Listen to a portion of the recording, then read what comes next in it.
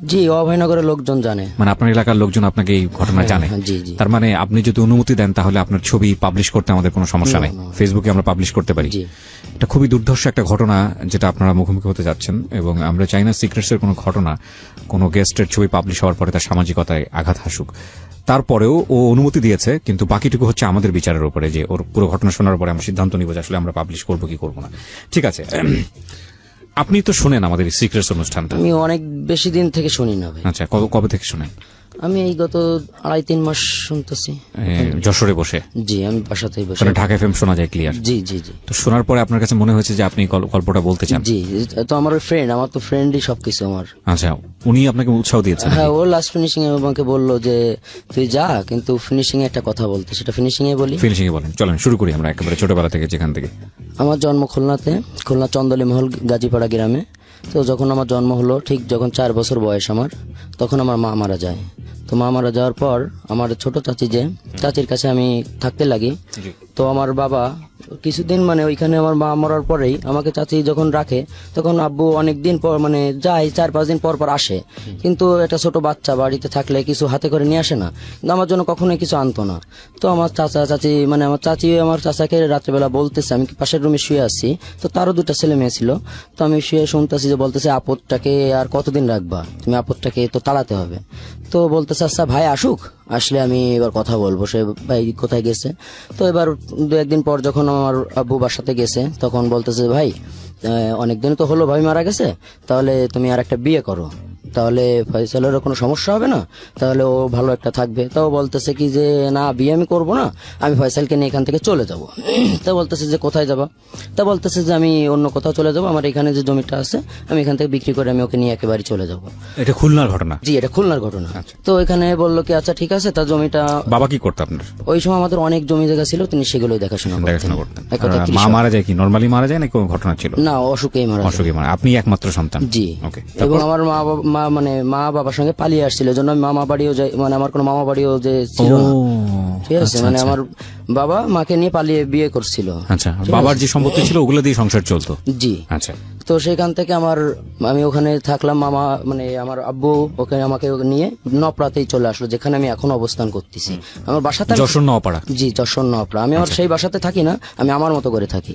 তো সেখানে নিয়ে আসলার পরে যে বাসাতে আমাকে উঠাইছিল, সেখানে মানে 2টা বড় ছেলে, মানে সেটা আমার সৎ মা, কিন্তু সেটা আমার মার বিয়ে করার আগের ঘরে মানে বিয়ে, কিন্তু আমরা কেউ জানতাম না, আমিও তো জানি না, আমি তো ছোট। তবে আমাকে বাসের মধ্যে আসার সময় বলতেছে যে আব্বু তুমি ওইখানে গিয়ে তুমি আমাকে আব্বু বলে ডাকবা না। তাই আমি বলতেছি কি বলে ডাকবো? তা বলতেছে আমাকে তুমি মামা বলে ডাকবা।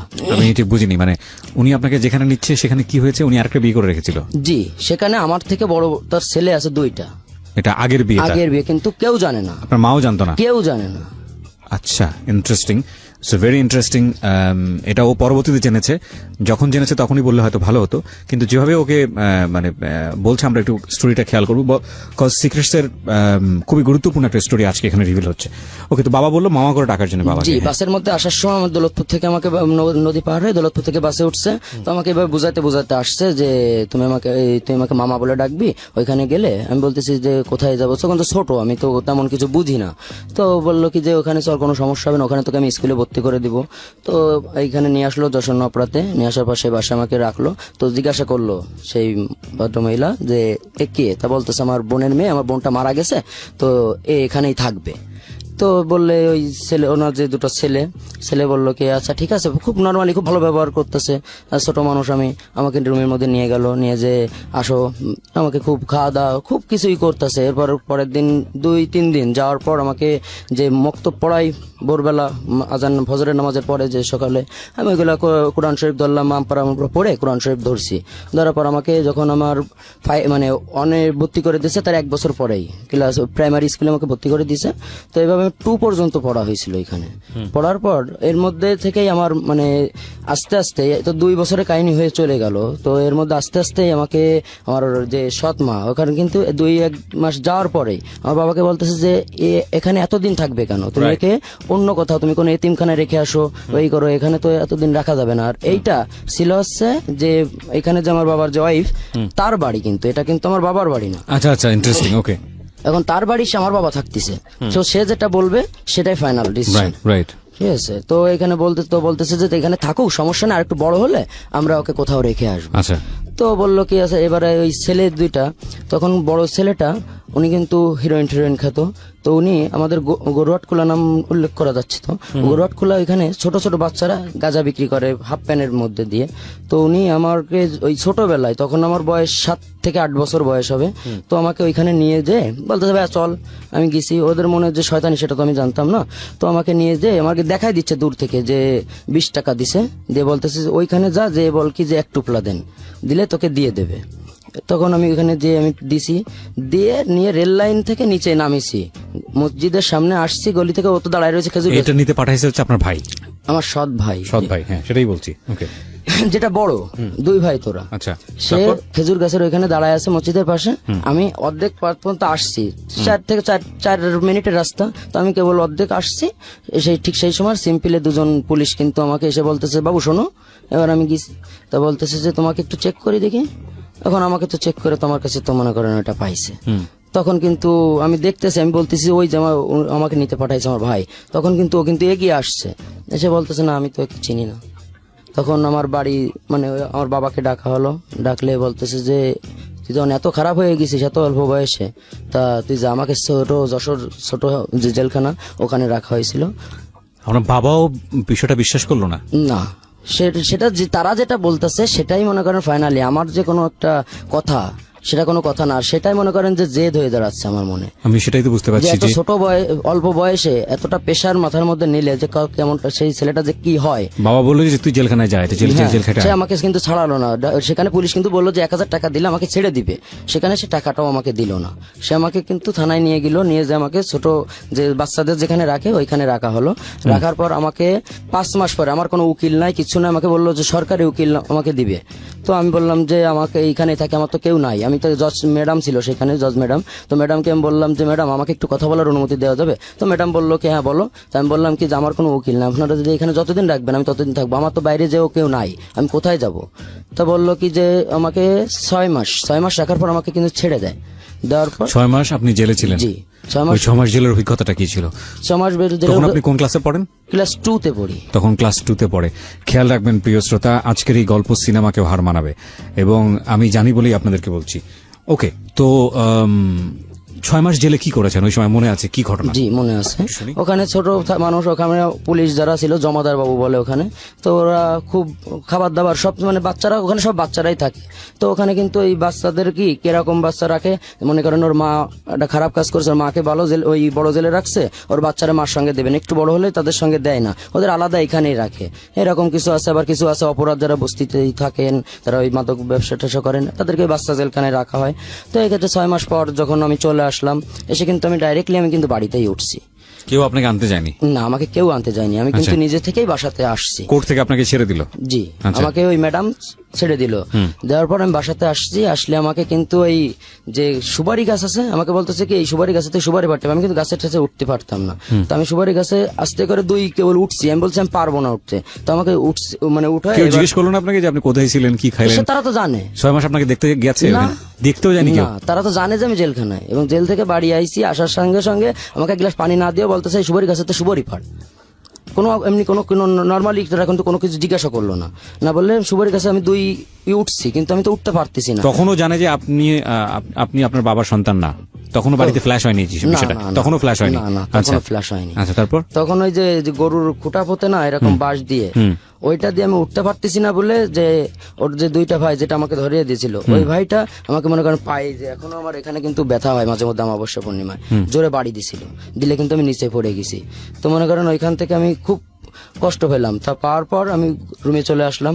আসার পর কেমন যেন মনে আছে যে এখানে আমি আর থাকবো না, কিন্তু আমি যাবো কোথায়? আমার তো নেই মামা বাড়ি, মানে যে কোথায় যাব আমি, এরকম কোনো পরিস্থিতি নেই। ওদিকে ছোট চাষির কথা শুনে যে আমি যে সেইখানে চলে যাব, সেরকম কোনো সিচুয়েশন নেই। এখন আমি ভাবতেছি যে এখন তাহলে আমার বাসা ছেড়ে আমি কোথাও অন্য কোথাও চলে যেতে হবে। তো আমি রাত্রেবেলা একা একা বাসা থেকে বেরিয়ে আসলাম। আসার পর আমি বেনাপোলের টিকিট কাটলাম। সেখান থেকে আমি আসার সময় আমি টাকা চুরি করে নিয়ে আসছিলাম, কিছু 600 টাকা চুরি করছিলাম আমি বিছানার তলা থেকে আমার আব্বুর। আচ্ছা, তো সেই টাকাটা নিয়ে আমি যখন নপড়া রেল স্টেশন থেকে আমি বেনাপোলে টিকিট কাটি, সেই ট্রেনে বেনাপোল আসি, বেনাপোল স্টেশনেই ওদিন রাত কাটাই। পরের দিন যে ফল বিক্রি করে ওইখানে যারা বর্ডার পার মারা করে, এর মধ্যে অনেক দালাল এসে আমাকে বলতেছে যে এই তুমি কোথায় যাবা, ইন্ডিয়া যাবা, ঠিক আছে তোমার কাছে 2000 টাকা আছে, তাহলে আমি তোমাকে ইন্ডিয়ায় পাঠাই দিচ্ছি, ওই কাজকর্ম সব দিয়ে দিবা, তুমি ছোট মানুষটা কি আছে। আমি বললাম কি যে না আমি ইন্ডিয়ায় যাবো না। তাই এর মধ্যে একটা মুরব্বী লোক ফলের নিয়ে যাচ্ছে, তো উনি আমাকে বলতেছে জিজ্ঞাসা শোনো। তা আমি বলতেছি কি, তা বলতেছে কি যে তুমি বাসা কোথায়, তা আমি বলতেছি কি যে নপড়ায়। তা বলতেছে এখানে কাদের বাসায় আসছো, তা আমি বলতেছি আমার কোনো কেউ নাই। তা বলতেছে তুমি আমার সাথে থাকবা, আমার এখানে কাজ করবা। তা আমি বলতেছি হ্যাঁ আমি কাজ করব। তা বলতেছে আচ্ছা ঠিক আছে তাহলে আসো। এবার ওইখানে গিয়ে দেখি আমার মতো আরেকটা ছেলে আছে। একটু থামাচ্ছি, আপনার তখন ক্লাস 2 তে পড়া অবস্থায় এই ঘটনা? জি, জি। তার মানে আপনি তখন ক্লাস 2 তে শেষের দিকে অথবা ক্লাস 3 তে পড়েন, এরকম বয়সে আছেন? জি জি জি। আচ্ছা, তার মানে 7 থেকে 8 বছর এখান বয়স। থেকে আবার লেখাপড়া শুরু করছি। আচ্ছা, 7 থেকে 8 বছর বয়স। তো ওই লোকের বাড়িতে গেলেন, গিয়ে দেখলেন যে আরেকটা ছেলে আছে আপনার মতো। জি, জি। ওকে, তারপর? সেই ছেলেটার নাম হচ্ছে রনি, যে আজও আমার সঙ্গে আছে। ওকে, সেই রনির সঙ্গে আমার ওখানে দেখা দিল যে তোরা দুই ভাই একসঙ্গে থাকবি এখানে থেকে। ওর ফলের মানে ওই বাড়ির মধ্যে যে প্যাকেটিং গুলো করতে হয় আমাদের দিয়ে ওইগুলাই করাতো। আর বলতো কি যে তোমরা যদি পড়তে চাও, ওই রনি ছেলেটা তখন পড়তো, ওই লোকই পড়াতো। আচ্ছা, ওকে কোথা থেকে নিয়ে আসছে? জি। আচ্ছা, তো ওর বাসা ছিল হচ্ছে, আমার বাসা ছিল নপড়া আর ওর বাসা ছিল চেঙ্গুটিয়া, মানে একই জেলায় কিন্তু আমাদের ভিন্ন একটা জায়গায়। আচ্ছা। তো ওর সঙ্গে ও খুব ভালো যে আমরা একই এলাকার লোক। এখন ওই ও বলতেছে যে তাহলে এর ওই স্কুলে ভর্তি করে দেন। তা আমি বললাম কি আমি এই নামটাই চেঞ্জ করে বলবো, ফয়সাল নাম আমি আর থাকবো না, মা বাবার কোনো নাম আমি থাকবো না, আমি আমার মতো করে যখন হচ্ছে আমার নাম সেখান থেকে মনে করেন সানি নামে আমি পরিচিত থাকলাম। আপনি নিজেই দিয়েছিলেন নিজের নাম? জি, নিজের নাম সানি। আচ্ছা। তো সানি নাম হয়ে এখন মানে ওর নাম রনি, আমি নাম সানি। সানি রনি দুজনই মনে করেন যে আমরা ওইখানে আমাদের 3 তে ভর্তি করলো। ওকে। করে ওইখানে আমি 6 পর্যন্ত পড়াশোনা করছিলাম। আচ্ছা। ওইখানে ওই মা বা ওনার যে ওয়াইফ ছিল, যে লোকটা আমাদেরকে এই ওইখানে সময়টাতে রাখছিল, আপনি বাড়িতে যেতেন না? না না না, আমার সঙ্গে তাদের কোনো রকম কোনো সংযোগ নেই, কিন্তু সেটা পরবর্তীতে হয়েছে। সেটা তো হবেই, সামনের দিকে গেলে হয়তো বুঝতে পারবো। তো এই 4 বছর ধরে ওই বাড়িতে আপনি থাকলেন, ওই কাজ করতেন, ঠোঙ্গা বানানোর কাজ? ঠোঙ্গা বানানো না, তাহলে ওনার যে ফলের যে ঝুড়ির মধ্যে যে প্যাকেটিং গুলো করতে হয় ওইগুলো করতাম আর কি। আচ্ছা, ওইগুলো মানে নষ্ট, অনেক দূরে দূরে যাইতো, তো সে ট্রাকে করে অনেক দূরে যাবে যাতে মালগুলো নষ্ট না হয়। আচ্ছা, এগুলো আসতো কোথা থেকে ফলগুলো? এগুলো আসতো ইন্ডিয়া থেকে আসতো, তারপরে বিভিন্ন রংপুর মানে যেখানে অনেক বড় বড় ফল হয় সেখান থেকে ওইগুলো আসতো। উনি অনেক বড় ব্যবসায়িক ছিল। তারপর? তো এইভাবে থাকার পর রনি আর আমি একসঙ্গেই পড়তাম। যখন 6 এ দুজনই একসঙ্গে 6 এ, তো 5 এর থাকাকালীন তখন আমরা কিন্তু ওইখানে যে সেলেব গুলা ওখানে কিন্তু সবাই কিন্তু বেনাফুল লাইফে তো ওই সব মাদকের কিন্তু আসা যাওয়া সব কিন্তু ওইখান থেকেই। তো ওইখানে ওই স্কুলে যাওয়ার টাইমে সিগারেটের ওই যে ছোট ছোট খেয়ে মানুষ ফেলে দেয় না, ওইগুলো আবার শয়তানি করে আমরা কি করতাম, ওই প্যাকেটে করে কিন্তু একসঙ্গে 20টা 25টা কিন্তু এই ছোট ফাফা ওইটা কিন্তু নিয়ে আমরা কিন্তু একটা বাগানে যেয়ে বসতাম। আচ্ছা, বসে বসে আপনারা টানতেন? হ্যাঁ, বসে বসে কিন্তু ওই এক টান করে হতো, প্রত্যেকটা এক টান দিয়ে ফেলে দিতাম। আচ্ছা। দিয়ে এবার দুজনে আবার ওই আসো আবার লেবুর পাতা খেয়ে যেতাম, যদি গালে গন্ধ পায় আচ্ছা। তাহলে আবার বকাবকি করবে যে তোরা ছোট মানুষ, তোরা এগুলো খাস কেন। ওকে। তো এইভাবে 6 পর্যন্ত যাওয়ার পর তখন রনির আমি বললাম কি যে ভাই আমরা, ওরা আমি দোস্ত বলেই ডাকি, যে দোস্ত এখানে তো মনে করো যে অনেকদিন থাকলাম, তো আমরা অন্য কোথাও চলে যাই। তো বলছে কোথায় যাবি, তখন আমাদের ওইখানে যে ছেলে ফেলে ছিল, তো ওদের সঙ্গে অনেকেই যে ওরা ওই ফেন্সি আনা নেওয়া করতো ইন্ডিয়া থেকে, গরু ফেন্সি এইগুলো মনে করে আনা নেওয়া করতো। আচ্ছা, পাচার করতো? পাচার করতো। তো আমি ওকে বললাম কি যে ওই জায়গা যাবি, তো কোথায়, ওই বিজিবির গুলি খেয়ে মরবো না আমি। রনি আমাকে বললো, আমি বললাম আচ্ছা ঠিক আছে তাহলে এখানে আর থাকা যাবে না। তো সেই কাকুরে আমি বললাম যে কাকু আমরা মানে এই চলে আসার কারণটা হচ্ছে ওনার একটা ছেলে ছিল, বড় ছেলে, উনি সেই টাইমে বিয়ে করছিল, আমরা যখন 5 এ উঠছিলাম তখন উনি ওইখানে বিয়ে করছিল ওনার ছেলে। ওকে। বিয়ে করার পর ওই যে ওয়াইফটা, ওনার যে বৌমাটা আমাদেরকে কিন্তু তেমন একটা বেশি একটা ইয়ে করতো না, আমরা বাড়ি থাকতাম। এই জন্যই যে তাদের কাজ করাতে তাকে বলতো যে তার শ্বশুরের যে বাবা যে ওদের দিয়ে আপনি কাজ করাচ্ছেন কিন্তু ওদের বাসায় রেখে খাতি দেওয়ার তো কোনো মানে নাই, ওদেরকে আপনি গোডাউনে রেখে দেন, ওইখান থেকে আপনি ওদের হোটেলে খাওয়ান, কিন্তু বাসায় তো এইভাবে দুটো ছেলেকে এইভাবে নিয়ে আসা তো ঠিক না। তা বলতেছে যে বোমা ওরা এতদিন ধরে রয়েছে, ওরা আমার নিজের ছেলের মতো, ওরা দ্বারা কোনো খারাপ কিছু তো পায়নি, যে ওদেরকে মানে পাঠাই দিতে হবে। তো এই কথাগুলো শুনে কিন্তু রনি কিন্তু খুব জেদি, আমিও খুব জেদি। তো আমাদের খুব খারাপ লাগলো, এমনি ছোট বয়স থেকে এমনি মনের মধ্যে একটা অন্যরকম জেদ চলে আসছিল আমার। এই পর্যায়ে ছোট্ট একটা আপলোড করেছি আমাদের ইউটিউব চ্যানেলে। যারা এখন পর্যন্ত সাবস্ক্রাইব করেননি, আমাদের ইউটিউব চ্যানেলটি থেকে বেল বাটনটি অন রাখেননি, নোটিফিকেশন অন রাখেননি, তাদেরকে আমরা বলবো যে আপনারা আসলে অতি শীঘ্রই করে ফেলুন, কারণ আমাদের এই ইউটিউব চ্যানেলটি আসলে মূল জায়গা হবে আমাদের এইসব অনুষ্ঠানগুলোর সাথে। আরো নতুন নতুন কন্টেন্ট নিয়ে আমরা ভবিষ্যতে এই জায়গাটিতে রেডিওটিকে, ঢাকা এফএমটিকে অন্যভাবে চেনানোর কাজ শুরু করেছি। সো যারা এটা করেননি তাদেরকে আমরা বলবো যে ওখানে সাবস্ক্রাইব করুন। আমাদের ঢাকা এফএম এর চ্যানেলটি হচ্ছে www.youtube.com/DFM904। একটি লাভ হবে এখানে সাবস্ক্রাইব করলে, সেটা হচ্ছে এখন পর্যন্ত বুধবারে প্রচারিত জীবন গল্প এবং সিক্রেটস অনুষ্ঠানের যতগুলো এপিসোড প্রচারিত হয়েছে প্রত্যেকটি এপিসোড এখানে আপলোড করা হয়েছে। এবং সবিনয়ে বলতে চাই, যারা আমাদের অনুষ্ঠানগুলো আমাদের চ্যানেল থেকে নিয়ে এবং একই সাথে রেডিও থেকে নিয়ে কিংবা আরেকটি ওয়েবসাইট আছে, আমি সেটার নাম উচ্চারণ করছি না, সেখান থেকে কপি করে যারা ইউটিউবে আপলোড করেছিলেন বা করছেন, তাদের চ্যানেলগুলো প্রত্যেকটি চ্যানেল হুমকির মুখে। আমি সবাইকে রিকোয়েস্ট করছি এসব কাজ করবেন না। অরিজিনাল কন্টেন্ট নিয়ে আপনারা কাজ করুন। ইউটিউব থেকে পয়সা রোজগার করতে হলে ইউটিউব কিছু পলিসি বেঁধে দিয়েছে, সেটা মেনটেন করুন। যারা অনেকদিন ধরে এইসব কাজ করছেন, বিভিন্ন রেডিও থেকে অনুষ্ঠান নিয়ে এইসব কাজগুলো করছেন, তাদের জন্য অশনি সংকেত। কারণ ইতোমধ্যেই বেশ কয়েকটি ইউটিউব চ্যানেল বন্ধ করে দেওয়া হয়েছে, এরকম ইউটিউব চ্যানেল যারা এই রাতের বেলার এই প্রোগ্রামগুলো কপি করেন, বিশেষ করে ঢাকা এফএম এর প্রোগ্রাম, এবং অনেকগুলো পাইপলাইনে আছে যেগুলো বন্ধ করে দেওয়া হচ্ছে। সুতরাং আপনি যদি এই কাজটি করে থাকেন, যেটা আমাদের চোখে এখন পর্যন্ত পড়েনি, এবং কিংবা আপনি কোনো কপিরাইট ইস্যুতে পড়েননি, আপনাকে বলবো অতি দ্রুত আজকে রাতের মধ্যেই আপনি কন্টেন্টগুলো নামিয়ে ফেলুন। এটা আপনার চ্যানেলটি যদি আপনি টিকে রাখতে চান, সেজন্য বললাম। আর বাকিটুকু আপনার ইচ্ছা। ওকে, যেখানটায় আমি ছিলাম, ফয়সাল। তো ওইখান থেকে কিন্তু আমরা বললাম কি 6 থেকে এখান থেকে চলে আসলাম। আমরা এসে নতুন করে আমি কয়লার ঘাটে কাজ করলাম নপরাতে। রনি এবং সানি দুজনেই বের হয়ে গেলেন একসাথে। নরিয়া সানি কাকুকে বলেই যে এখানে যদি আমরা থাকি তাহলে হয়তোবা আমাদের জন্য আপনার কোনো রকম কোনো সংসারে অশান্তি হোক, এটা কিন্তু আমরা চাই না। তখন আমাদের বয়স কিন্তু প্রায় 11 থেকে 12 বছর, মানে যথেষ্ট আমরা একটু বুঝি। হ্যাঁ। আর যেহেতু আমরা অনেক কষ্ট করে, তা এরা কিন্তু একটু বেশি বোঝে, মানে ঢাকা থেকে শোল হয়ে। এটা ঠিক যে এভাবে বলাটা উচিত হবে না, তবে এটা ঠিক যে ঘরের ভেতরে বড় হওয়া যে ছেলেমেয়েরা যে বয়সে যতটুকু বোঝে, আর বাইরে যাদেরকে সিচুয়েশনালি বড় হতে হয় বিভিন্ন ঘাটের পানি খেয়ে, যদি ভাবে বলি, এর চেয়েও হয়তো বা আরো নোংরা শব্দ ব্যবহার করা প্রয়োজন ছিল বোঝানোর জন্য। টোকাই যারা আছে বা বিভিন্নভাবে বিভিন্ন সিচুয়েশনের মুখোমুখি হয়ে যারা বড় হয়, তারা আলটিমেটলি এই ঘরে বড় হওয়া ছেলেদের চাইতে অনেক বেশি বাস্তবমুখী এবং ম্যাচিউর হয়। হ্যাঁ, সেটা পরিস্থিতি তাদেরকে শিক্ষা দেয় আলটিমেটলি, সেটাই আপনি বোঝাতে চাচ্ছিলেন। হ্যাঁ, তারপর তো সেখান থেকে আমি আবার নপরাতেই আসি। নপরাতে এসে ছোট্ট একটা বাসা ভাড়া নিই, 400 টাকা মাসে ভাড়া নেবে। তো রনি বেশি কাজ করতে পারতো না, ও পরিশ্রম একটু কম করতো, আমি সব দিনই ওর থেকে একটু বেশিই করতাম। তো আমি কয়লার ঘাটে কয়লা ভরতাম ঝুড়িতে করে, একটা মানে জাহাজে নিয়ে ফেললে 1 টাকা করে দিবে, আবার জাহাজ থেকে যদি নিচে নিয়ে আসা হয় 1 টাকা করে দিবে, এরকম। মানে বিভিন্ন জায়গা থেকে আসে। ওইখানে হচ্ছে বাংলাদেশ সব থেকে বেশি হয় নপড়া ঘাটেই। তো ওই করে প্রত্যেকদিন প্রায় আমি 600-700 টাকা ইনকাম করতাম। আচ্ছা, পার ডে। তো পার ডে ইনকাম করে সন্ধ্যার সময় একসঙ্গে আমি রান্না করতাম, ও ওয়েল্ডিং এর কাজ শিখতো। তখন ওয়েল্ডিং এর কাজ শিখলে কিন্তু কোনো টাকা দেয় না প্রথমে, কাজ না শেখা পর্যন্ত। তো ওরে বলতাম যে তোর টাকা কোনো দেওয়ার দরকার নেই, তুই শুধু কাজটা শেখ। তো কাজটা কিন্তু আস্তে আস্তে কিন্তু কাজটা শিখে গেল। 1 বছর পর থেকে ওকে 20 টাকা করে প্রতিদিন দেয়। তো দেওয়ার পর আমরা ওইখানে থাকতে লাগলাম। ওইখানে যে আমরা বললাম কি যে আরেকটু পড়াশোনা করতে হবে, আরেকটু যদি মানে একটু করি। এবার ওইখানে আমরা আলিলাইল স্কুলে ভর্তি হওয়ার পর 7 পর্যন্তই পড়া হয়েছিল, 1টা বছরে আমরা পড়তে পারছিলাম, তারপর আর পড়া হয়নি। তো ওই সময় আমরা কিন্তু ওই বাসায় যাই, সন্ধ্যার সময় রান্না বাড়া করে খাওয়া দাওয়া করে আমি বলতেছি কি দোষ, আমার এলাকায় একটু ঘুরতে যেতে হবে। আমি যেখান থেকে মনে করো যে আমার ওই জেল খাটতি আছে, আমি সেই জায়গায় একটু যাবো। তখন আমি কিন্তু সেই গ্রামে কিন্তু আবার যাই, ওখান থেকে 10 টাকা ভাড়া গ্রামে। তো সেই গ্রামে যে বাগান আছে, কন্যার বাগান নাম, আমি যে সে কন্যার বাগানে যে বসে ওই সেই বড় ভাইয়ের পরে কিন্তু আমার কিন্তু খুব একটা ক্ষোভ হয়ে গেল যে ওকে আমি কিছু একটা করব, এরকম একটা ক্ষোভ।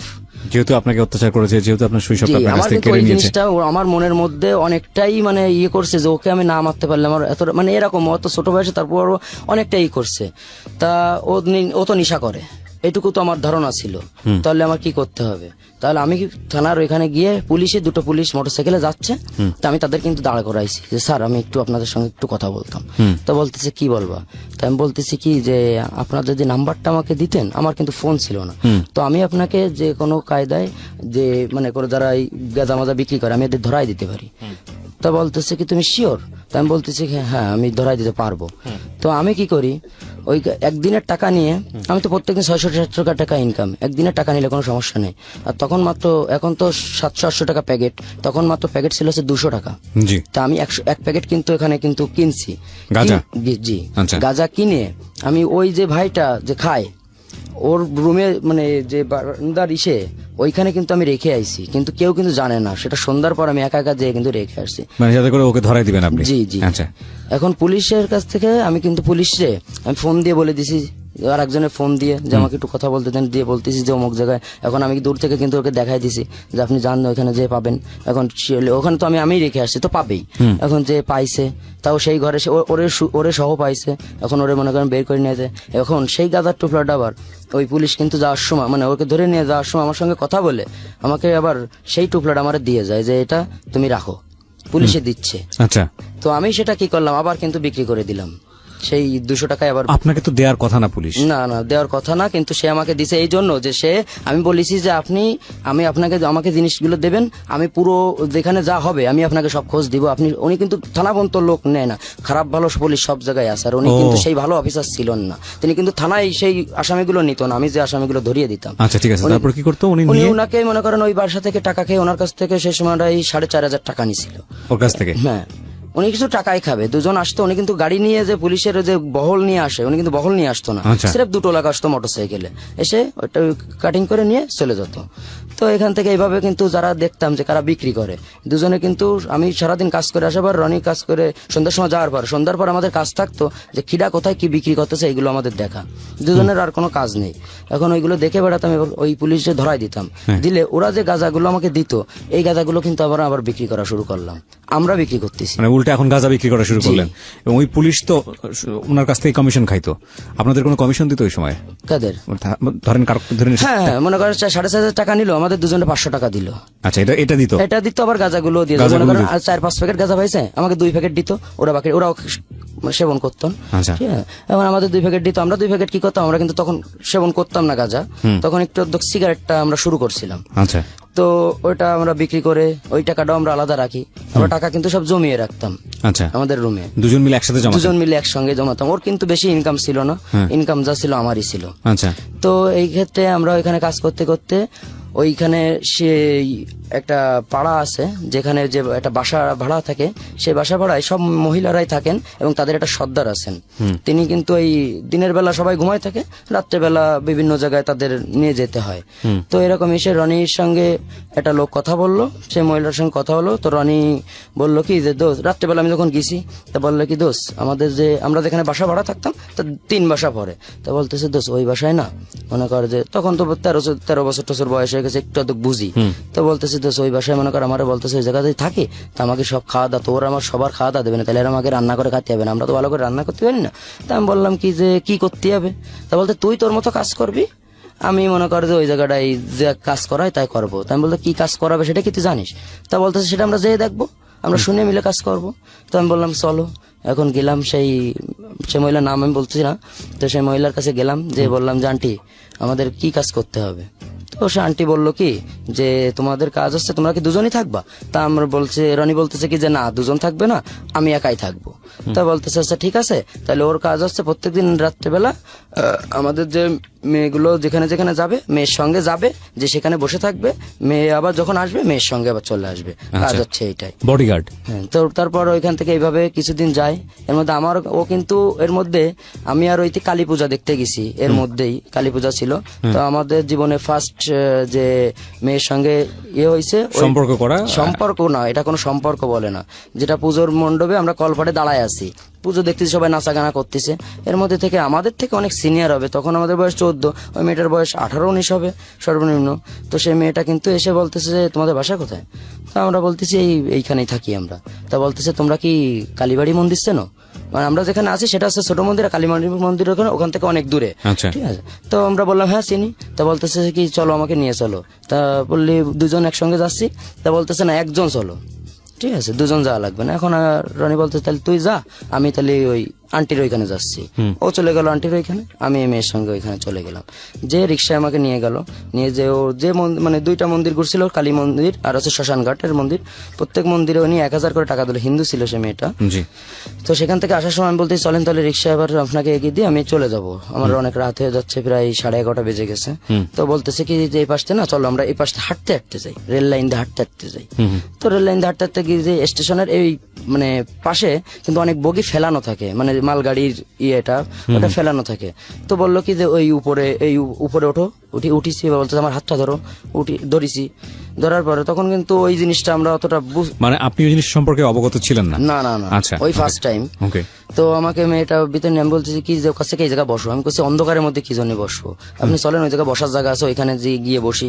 তা বলতেছে কি যে না এখানে বসো, সমস্যা নেই। এখন উনি কিন্তু আস্তে আস্তে কিন্তু ওকে, বুঝতে পেরেছি। আমরা জায়গাটা ইন ডিটেইল যেতে যাচ্ছি না।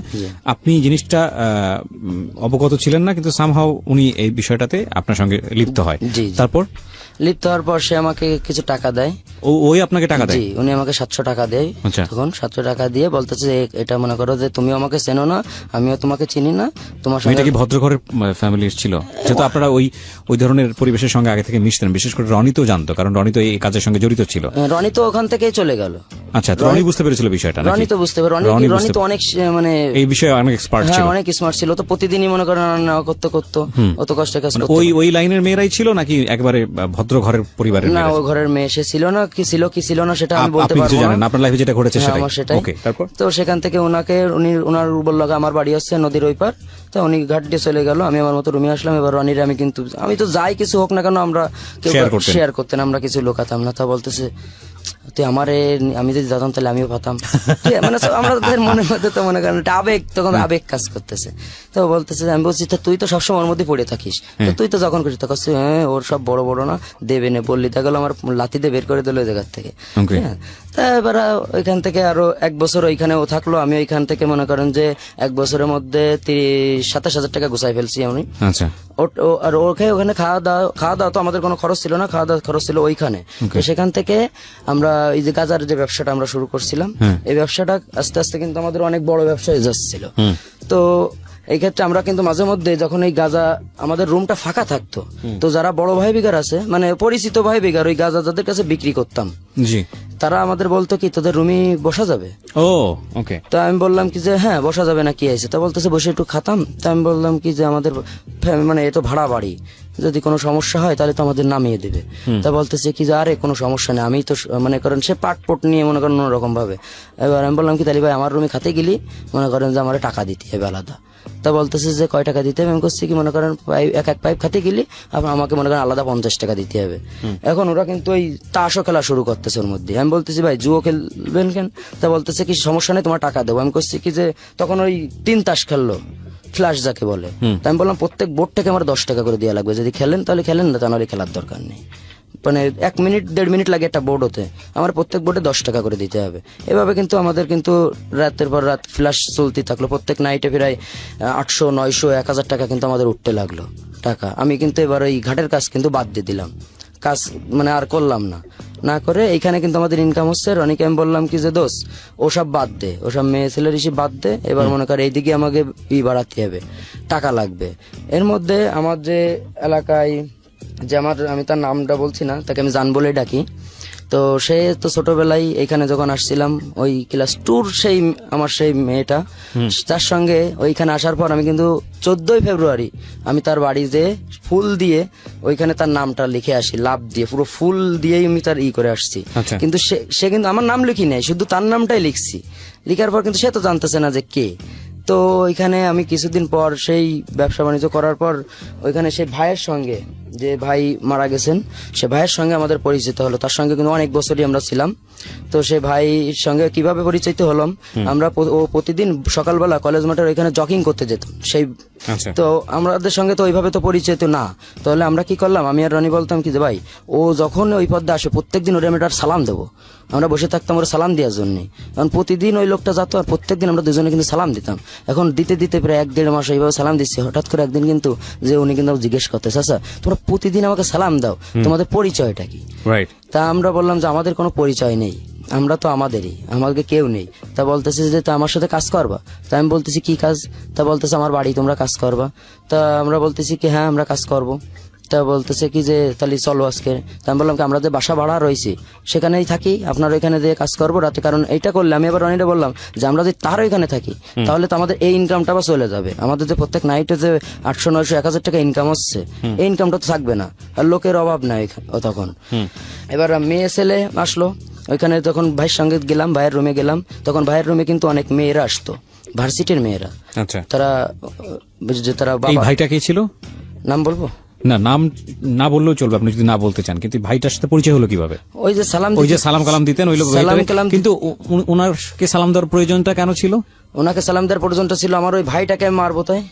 মানে ওই ভাইকে হাত করতে পারলে আপনি আপনার ভাইকে মারতে পারবেন। এবং ইনি আসলে কে ছিল? মানে ইনি ওইখানে হুইপের ডান হাত ছিল, হুইপ তাকে ছেলে বলে ডাকলো। উনি মনে করেন ওইখানে যা বলে আপনারা সবাই জানতেন এটা যে উনি ক্ষমতাধর ব্যক্তি? উনি ক্ষমতা ব্যক্তি, সবাই মানে ছোট থেকে বড় যত ব্যবসা করেন ওনাকে ট্যাক্স দিয়ে উনি কি বেঁচে আছেন না মারা গেছেন? উনি গত টার্মে মারা গেছেন, কুপিয়ে মেরে ফেলা হয়েছে। ঠিক আছে, তাহলে আপনি নাম বলতে পারেন কে সে? মোহাম্মদ শিমুল। শিমুল, ওকে, বলেন তারপর।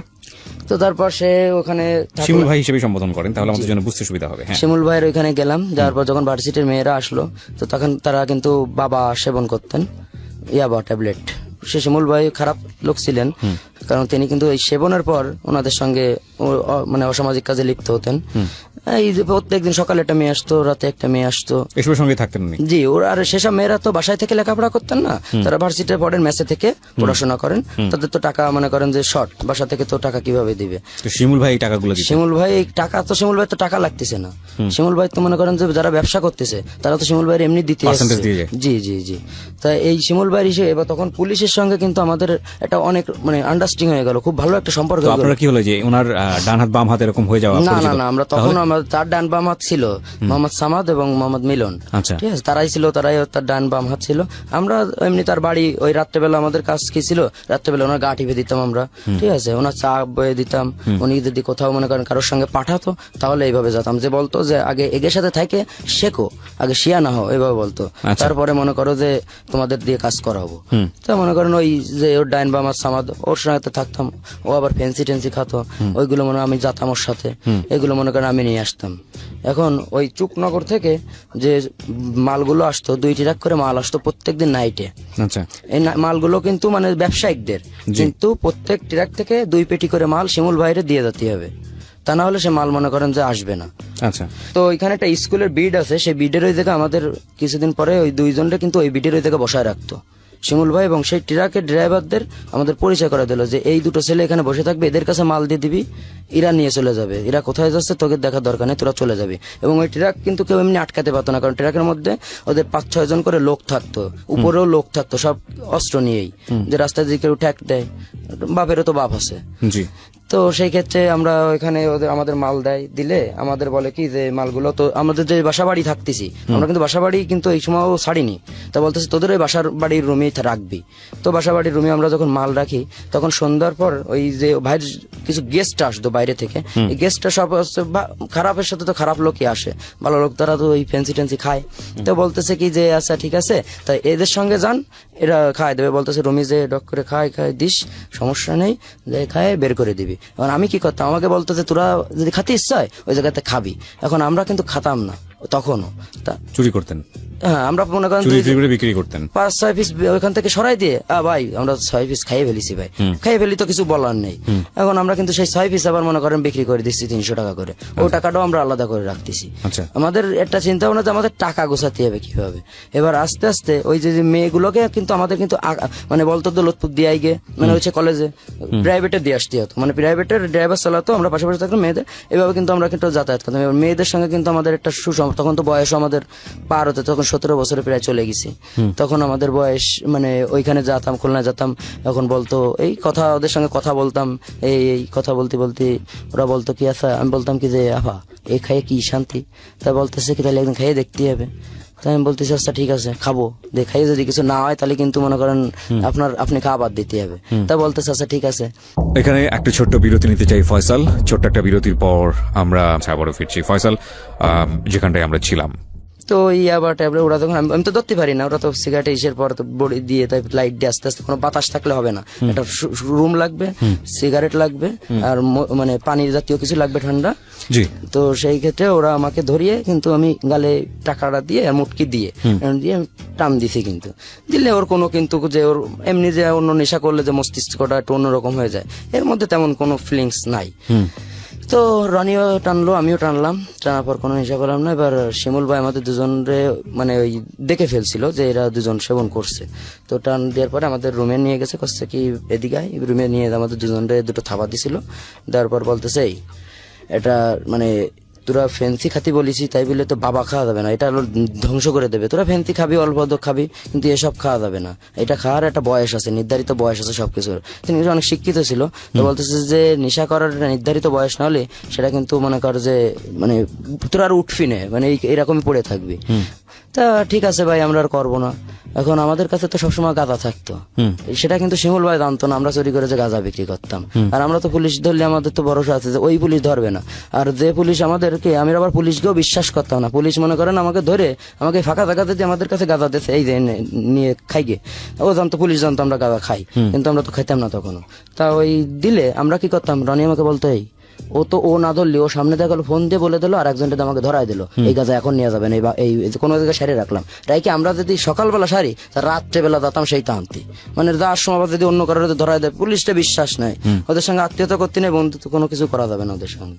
এখন সেই ক্ষেত্রে ওইভাবে করতে করতে আমরা গাঁজা ওই আমার রুমের মধ্যে যারা ওই যে খেলতো, জুয়ো খেলতো, ওরা তো সবসময় ওই সারা রাতে নেশার পরেই থাকতো, তো ওদের সঙ্গে কিন্তু ওই সিগারেটও খাই। তো ওই পাইপ ছাড়া এমনি যখন অনেকে আছে যারা সিগারেটে বানাই খায়, ওই সিগারেটে বানালি কত দিই এক টান দিই, ওই এক টান কিন্তু ও এক টান দিত, আমিও এক টান দিতাম। আচ্ছা। দিলে কিরকম যেন মানে অন্যরকম হয়ে যায়, মানে একদম নর্মালি যে মাথা একদম হালকা হয়ে যায়, মস্তিষ্কটা যেন অন্যরকম হয়ে যায়, মানে ওই সময়টাই মানে যেটা ভাবে যার মতো যে আমার মনের মতো যে আমি যেটা মানে এখন ভাববো সেটাই মনে করেন যে আমার হয়ে যাবে, ঠিক আছে। তখন আমরা নেশা করা শুরু করে দিলাম, দেওয়ার পর রনিরে বললাম কি যে ভাই ওই নেশা করার পরে কিন্তু আমার ওই কথাটা শুধু মনে পড়তো, ওই সেই ভাইয়ের কথাটা। তো ও কিন্তু ওইখান থেকে যে আমি ভাইয়ের কথা মানে ভাইকে মেরে ফেলার কথা, তাই তো? হ্যাঁ, ভাইকে মেরে ফেলার কথা। ওকে। তো তখন কিন্তু আমরা যখন বললাম, তখন আমাদের কাছে ওই অনেক গ্রামের দিকে যে ঘের বেড়ি হয় না, অনেক বড় একটা ঘের প্রকল্প যাকে বলে, মাছের ঘের, জি, সে প্রকল্পটা একটা দখল করতে হবে। তো শিমুল ভাইয়ের কাছে আসছে, তো এসে বলতেছে ভাই আমার ওই ঘেরটা মনে করেন দখল করে দিতে হবে, তো আপনাকে এত টাকা দিব। তো সেদিন মনে করেন ওই সামাদ তারে সবসময় বলতো বস অর্ডার করেন, সে সবসময় তাকে বস বলে ডাকতো। তো ও বললো কি আচ্ছা ঠিক আছে, তো আমার লোক পাঠাই দিবানি, তো যাস কেন। এবার ওই জায়গায় আবার হিন্দু একটা আদিত্য বলে একটা লোক আছে, যার নাম হয়তো অনেকেই জানে, ঠিক আছে। তো ওনার কাছে বলে দিয়েছে শিমুল ভাই, তারে আবার দাদা বলতো যে দাদা আপনার এলাকায় কিন্তু আমার লোক পাঠাচ্ছি, এখন আপনি একটু দেখেন। আর মানে যে এলাকার কর্তৃত্ব, জি জি জি, এদেরকে পাঠানো হতো, যদি দুটো লোক পাঠাতো, তা আমরা যদি দুটো লোক জানতাম যে আমরা একাই আছি, কিন্তু না, আমাদের সেভ করার জন্য লোক সেট করা থাকতো, কিন্তু সেটা আমরা জানতাম না, 2-3টা স্তরে কাজ হতো। জি। ওকে। তো ওই সামাদার মিলনটা পাঠাইছে ওদের সাথে, কিন্তু আর আমরা কিন্তু একজন দুজন মনে করেন যে যেতাম না, গেলি দুজনই একসাথে যাব। এখন ওই দুজন দুর্গম মোটরসাইকেলের পিছনে সামাদ খান আর একখান নিয়ে শর্টগান নিয়ে মনে করেন চলে গেছে, যে সেই ঘেরের পাড়ে যে টংটা আছে, টঙ্গের মধ্যে সেই লোকটা আছে যার গেট, তা বলতেছে যে তুই ওটা দখল করা ছিল, মানে সেই লোকটা কিন্তু দখল করে রাখছিল। আচ্ছা, তো সে বলতেছে যে এটা তুই অমুককে দিয়ে দিবি। তো বলতেছে যে এটা তো আমি অনেক টাকা খরচ করে মনে করো যে এই করছি, এখন আমার নামপত্র মতো করছি। তো কাছে তুই দিবি কিনা সেটা বল, তুই এই স্ট্যাম্পে সই কর, 500 টাকার স্ট্যাম্প নিয়ে গেছিল, যে এইটা তুই ওরে দিয়ে দিচ্ছিস, এখন তো সই করতে হবে। তো মনে করেন প্রথমে সই করিনি, তখন ওই অস্ত্রের দিয়ে ওরা কিন্তু ঘা দেওয়ার পর ওরা জোর করেই সইটা করায়। সইটা করার পর ওখান থেকে চলে আসে। আসার পর ওই শিমুল ভাইয়ের ওইখানে ওই রাত্রেবেলা ওই রাতেই তো আমি বললাম কি ভাই এই মেশিনটা আমার একটু দেওয়া যায়। তা বলতেছে তুই এনে কি করবি। তা ওই সময় কিন্তু ওরা জানতো না যে আমার বাড়ি ওই জায়গা, মানে আমার সৎমা থাকে বা পরিবারের লোকজন না থাকে। না না এগুলো কিন্তু ওরা কিছুই জানতো না। তখন কি আপনার সৎমারা জেনে গেছে যে আপনি বাবার সন্তান? হ্যাঁ, তখন অলরেডি জেনে গেছে। তখন জেনে গেছে। আচ্ছা, তো তখন তো আরো বেশি শয়তানি করতো।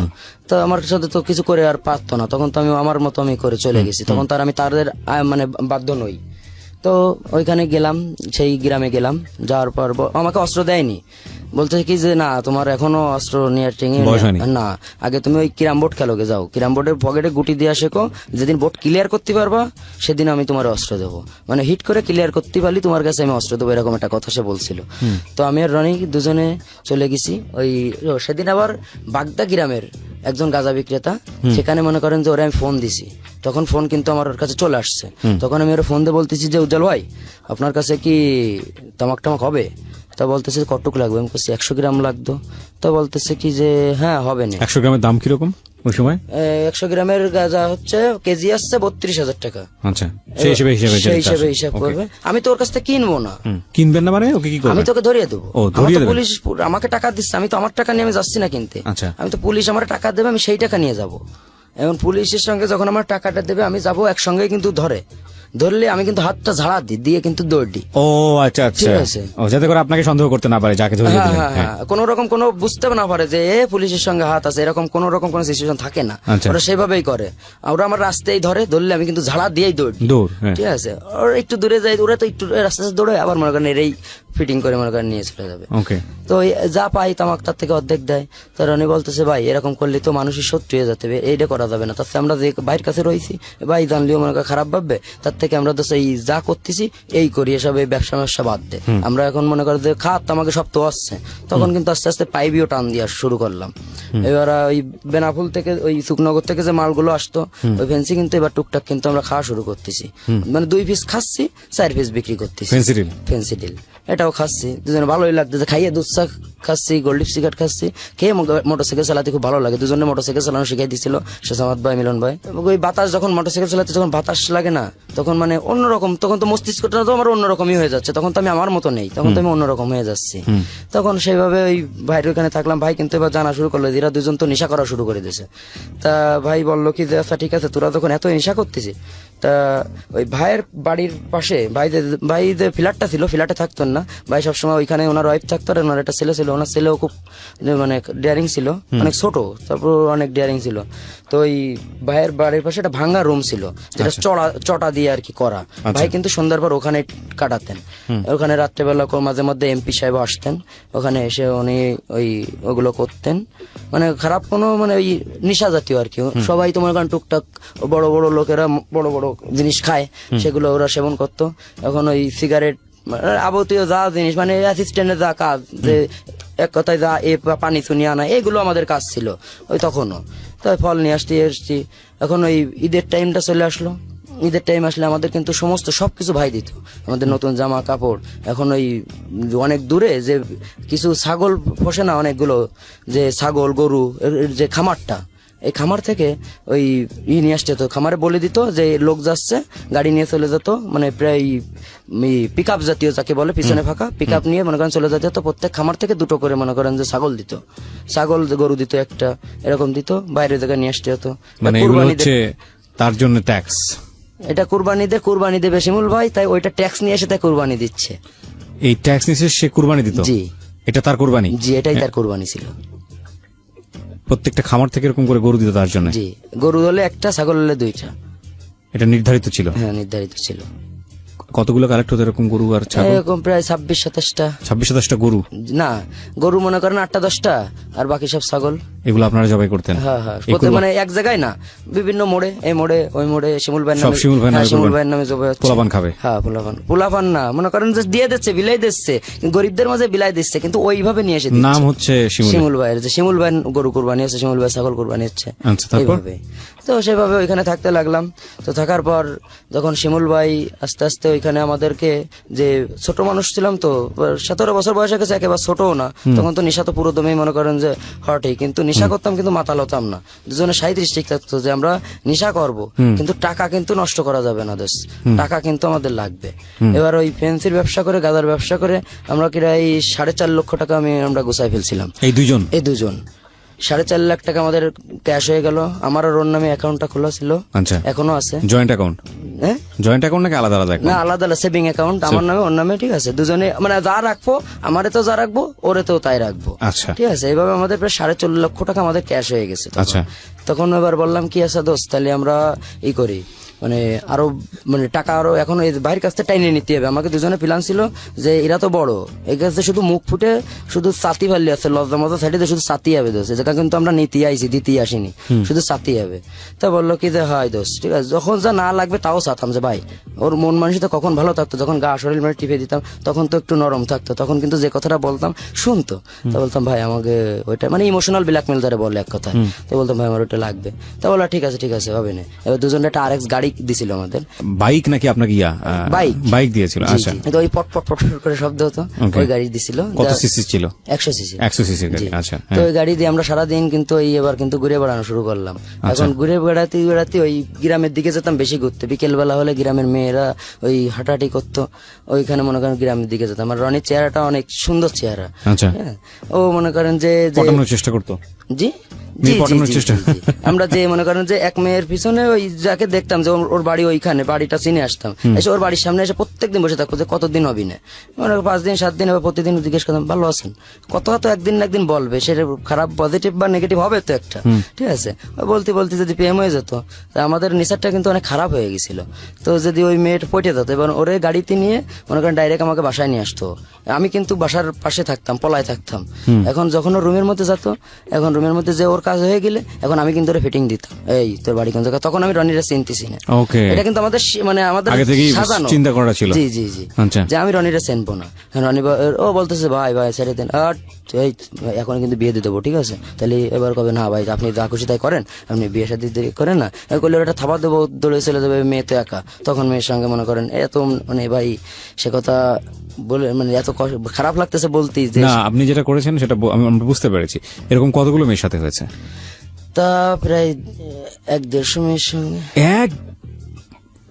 ও মাই গড, তাহলে তো আপনাদের এই একই পলিসিতে এই জিনিসগুলো চলতে থাকতো? জি জি, আমাদের তো মনে করেন তখন তো আমাদের সময়ের অভাব নেই, টাকার অভাব নেই, কোনো কিছুর অভাব নেই। রাইট, এবং কাজ বলতে এগুলাই, এন্টারটেইন বলতে এগুলাই। জি জি জি। এই ধরে ধরে নিয়ে এবং আসতেন? মনে করেন যে আমরা মনে করেন যে যখন আমার 17 থেকে 19 বছরের আমরা পড়া দিলাম, তখন কিন্তু আমরা মানে অনেক ডিয়ারে না, সানি রনি মানেই কিন্তু অনেক কিছু হয়ে যেত। সানি রনি কি এলাকায় পরিচিত ছিল? সানি রনি মানেই কি ওই এলাকায় মনে করেন যে অনেক কিছু, যে সানি রনি মারামারি, মনে করেন যে জায়গাটা মারামারি হিট, একসাথে 10টা ছেলে গেলে সেখানে কিন্তু হিট কিন্তু সবাই করতে পারে না, ওরা কিন্তু আর একজনের সাহসে কিন্তু অনেকেই চলে।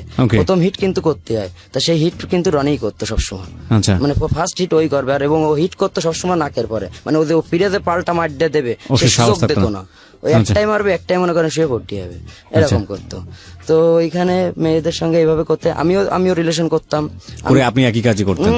টার্গেটই ছিল এটা? টার্গেট ছিল এটা যে আমি রিলেশন করলেও তোর ও রিলেশন করতে, কিন্তু আমার যে এমনি যে রিয়েল লাভটা সেটা কিন্তু আমার কিন্তু চলতি, মানে ও তো জানতো না যে আপনারা এইভাবে এইসব কাজ করে ইনভলভ, রিয়েল লাভ তো আর জানতো না, কাফিল তো জানতো না। ফাইন, ঠিক আছে। তারপর?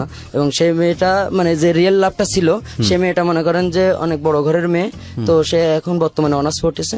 তো সে তখন অনেক ছোট ছিল, সেখান থেকে আমাকে মানে ওই নপড়ায় আসার পরে যখন আমরা ওই এলাকায় ঘুরতাম, তখন তো এই এলাকাতেও ঘুরতাম, তখন এই এলাকার মোড়ে তারা আমার বিচার করিল ওই ছোটবেলায়, ওই যে বাড়ি আসার পরে ওই যে আমার মানে সুপারি গাছ থেকে মারার পরেও আমার অপবাদ দিল, যে এ ভালো না, ঠিক আছে, এই গাঁজা মাজা বিক্রি করে। আমার সেই জায়গাটাই ওই মারা ধরা করলো, এখন সেগুলো তো আমার সব মনে আছে। এখন ওইখানে ওই গুলা আছে না, ধানের গুলা, ওই গুলা কিন্তু রাত্রেবেলা গিয়ে আমি আর রনি দুজন যাই কিন্তু ধরাই দিছি। আগুনের গোলা, মানে আগুন ধরাই দিয়েছেন গোলাতে? জি, জি, জি। ধান ছিল না? হ্যাঁ, গোলা ভর্তি ধান। এটা তো আপনাদের নিজেদের বাড়ি? জি জি জি, পুড়ে গেছে সবকিছু? সব পুড়ে গেছে, গুলা সহ। ওর রাগেতে জানতো ওরা যে আপনারা দুজন করেছেন? না, না, না, জানতো না। জানতো না। আচ্ছা, ওখানে তো মনে করেন পরবর্তীতে জানছে, কিন্তু তখন আর জানতো কিছু না। করার নেই ওই সময়টাতে, কারণ অলরেডি সানি রনি তখন ফ্যাক্ট। জি, ওইখানে পাশে একটা টাওয়ার আছে, টাওয়ারের পাশে দুটো ঘের আছে, ঘেরের ওইখানে কলা গাছ ভর্তি লাগানো। এটা হচ্ছে আমার বাবের সেই বড় ছেলের।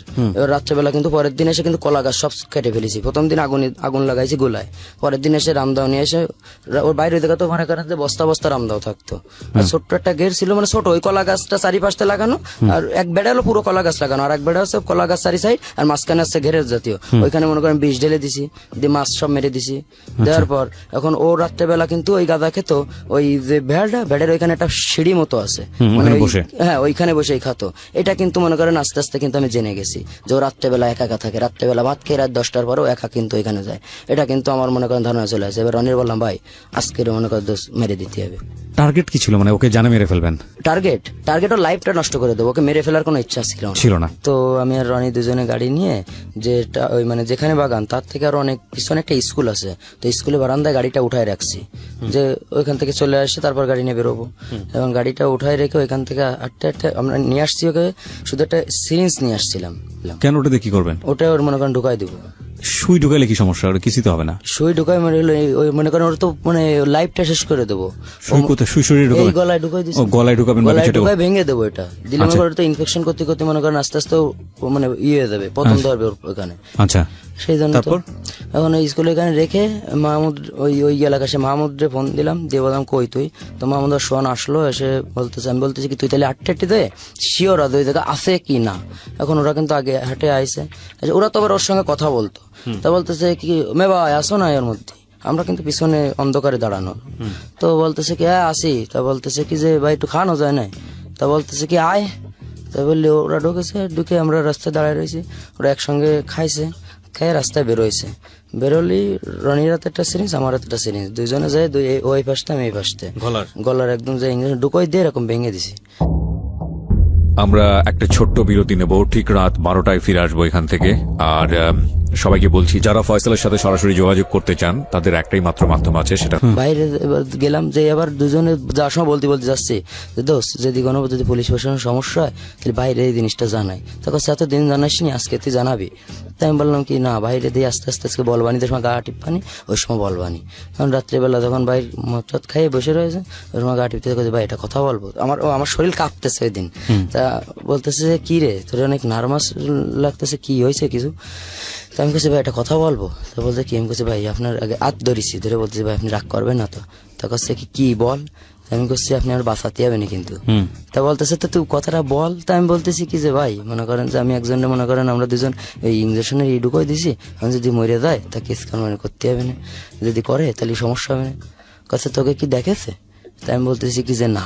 বলতে তাহলে কোনো চিন্তা করিস না, ও কোনো সমস্যাই নেই, ঠিক আছে, তোর আমার এই জায়গা ছিলিস সেটা আমি দেখবানি।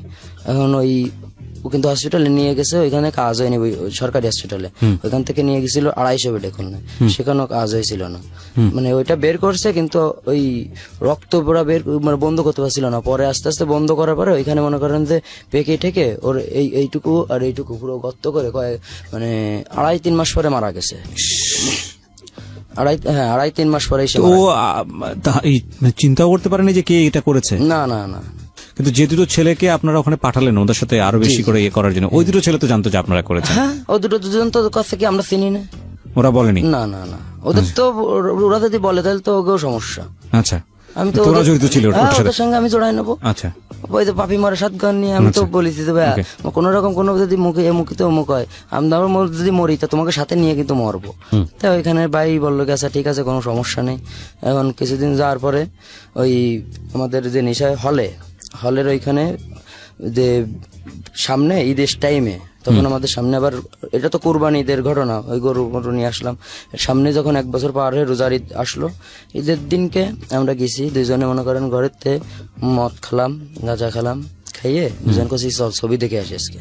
আমি ছবি দেখতে গেছি হলে, যার পরে হলের সামনে ওই যে 3 তাস নিয়ে যে 3টা টিক্কা নিয়ে লাল টিক্কা ধরলি মনে করেন ফেললি ডবল টাকা।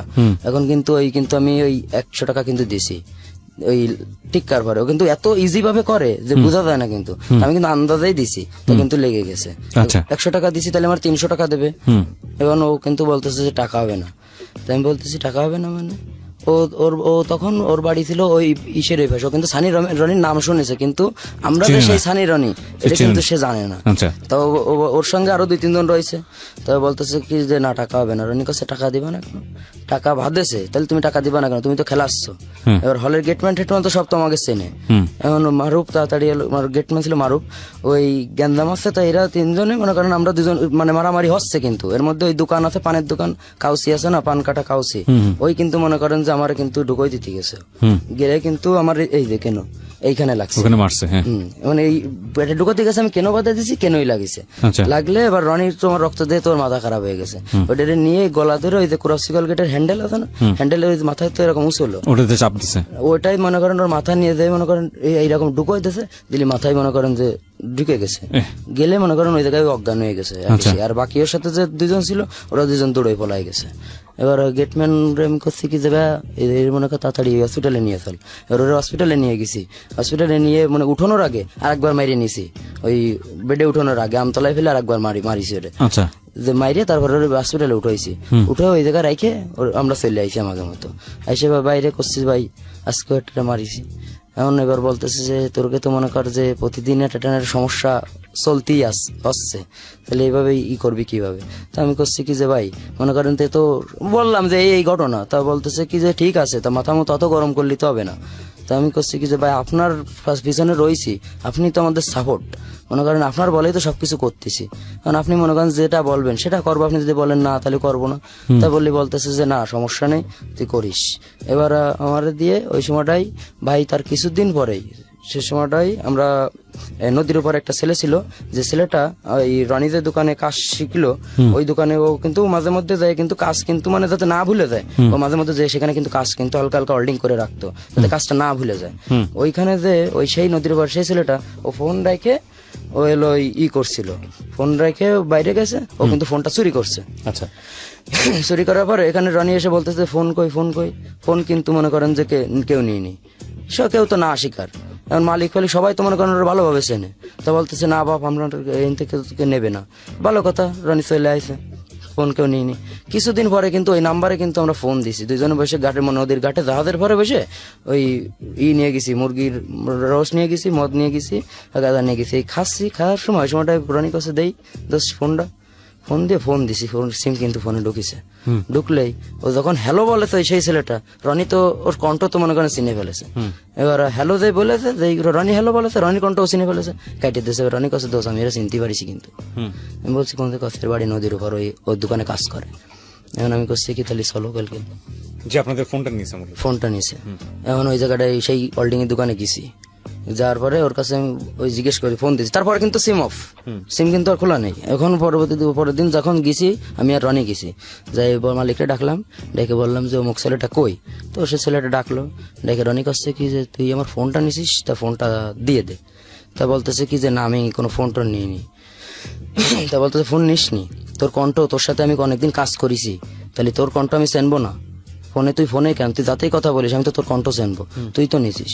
তো ওর কাছে নিছি, তা কি আছে যেই বলেছে ওই রড সোজা করে হ্যান্ডেল আছে এরকম, ওই হ্যান্ডেল দিয়ে মনে করেন যে মাথায় একটা বাড়ি, আমি বাড়িটা দিছিলাম প্রথম বাড়িটা, ও পরে মনে করেন যে ঘুষিতেছে দিলি, মনে করেন যে পড়ে গেছে।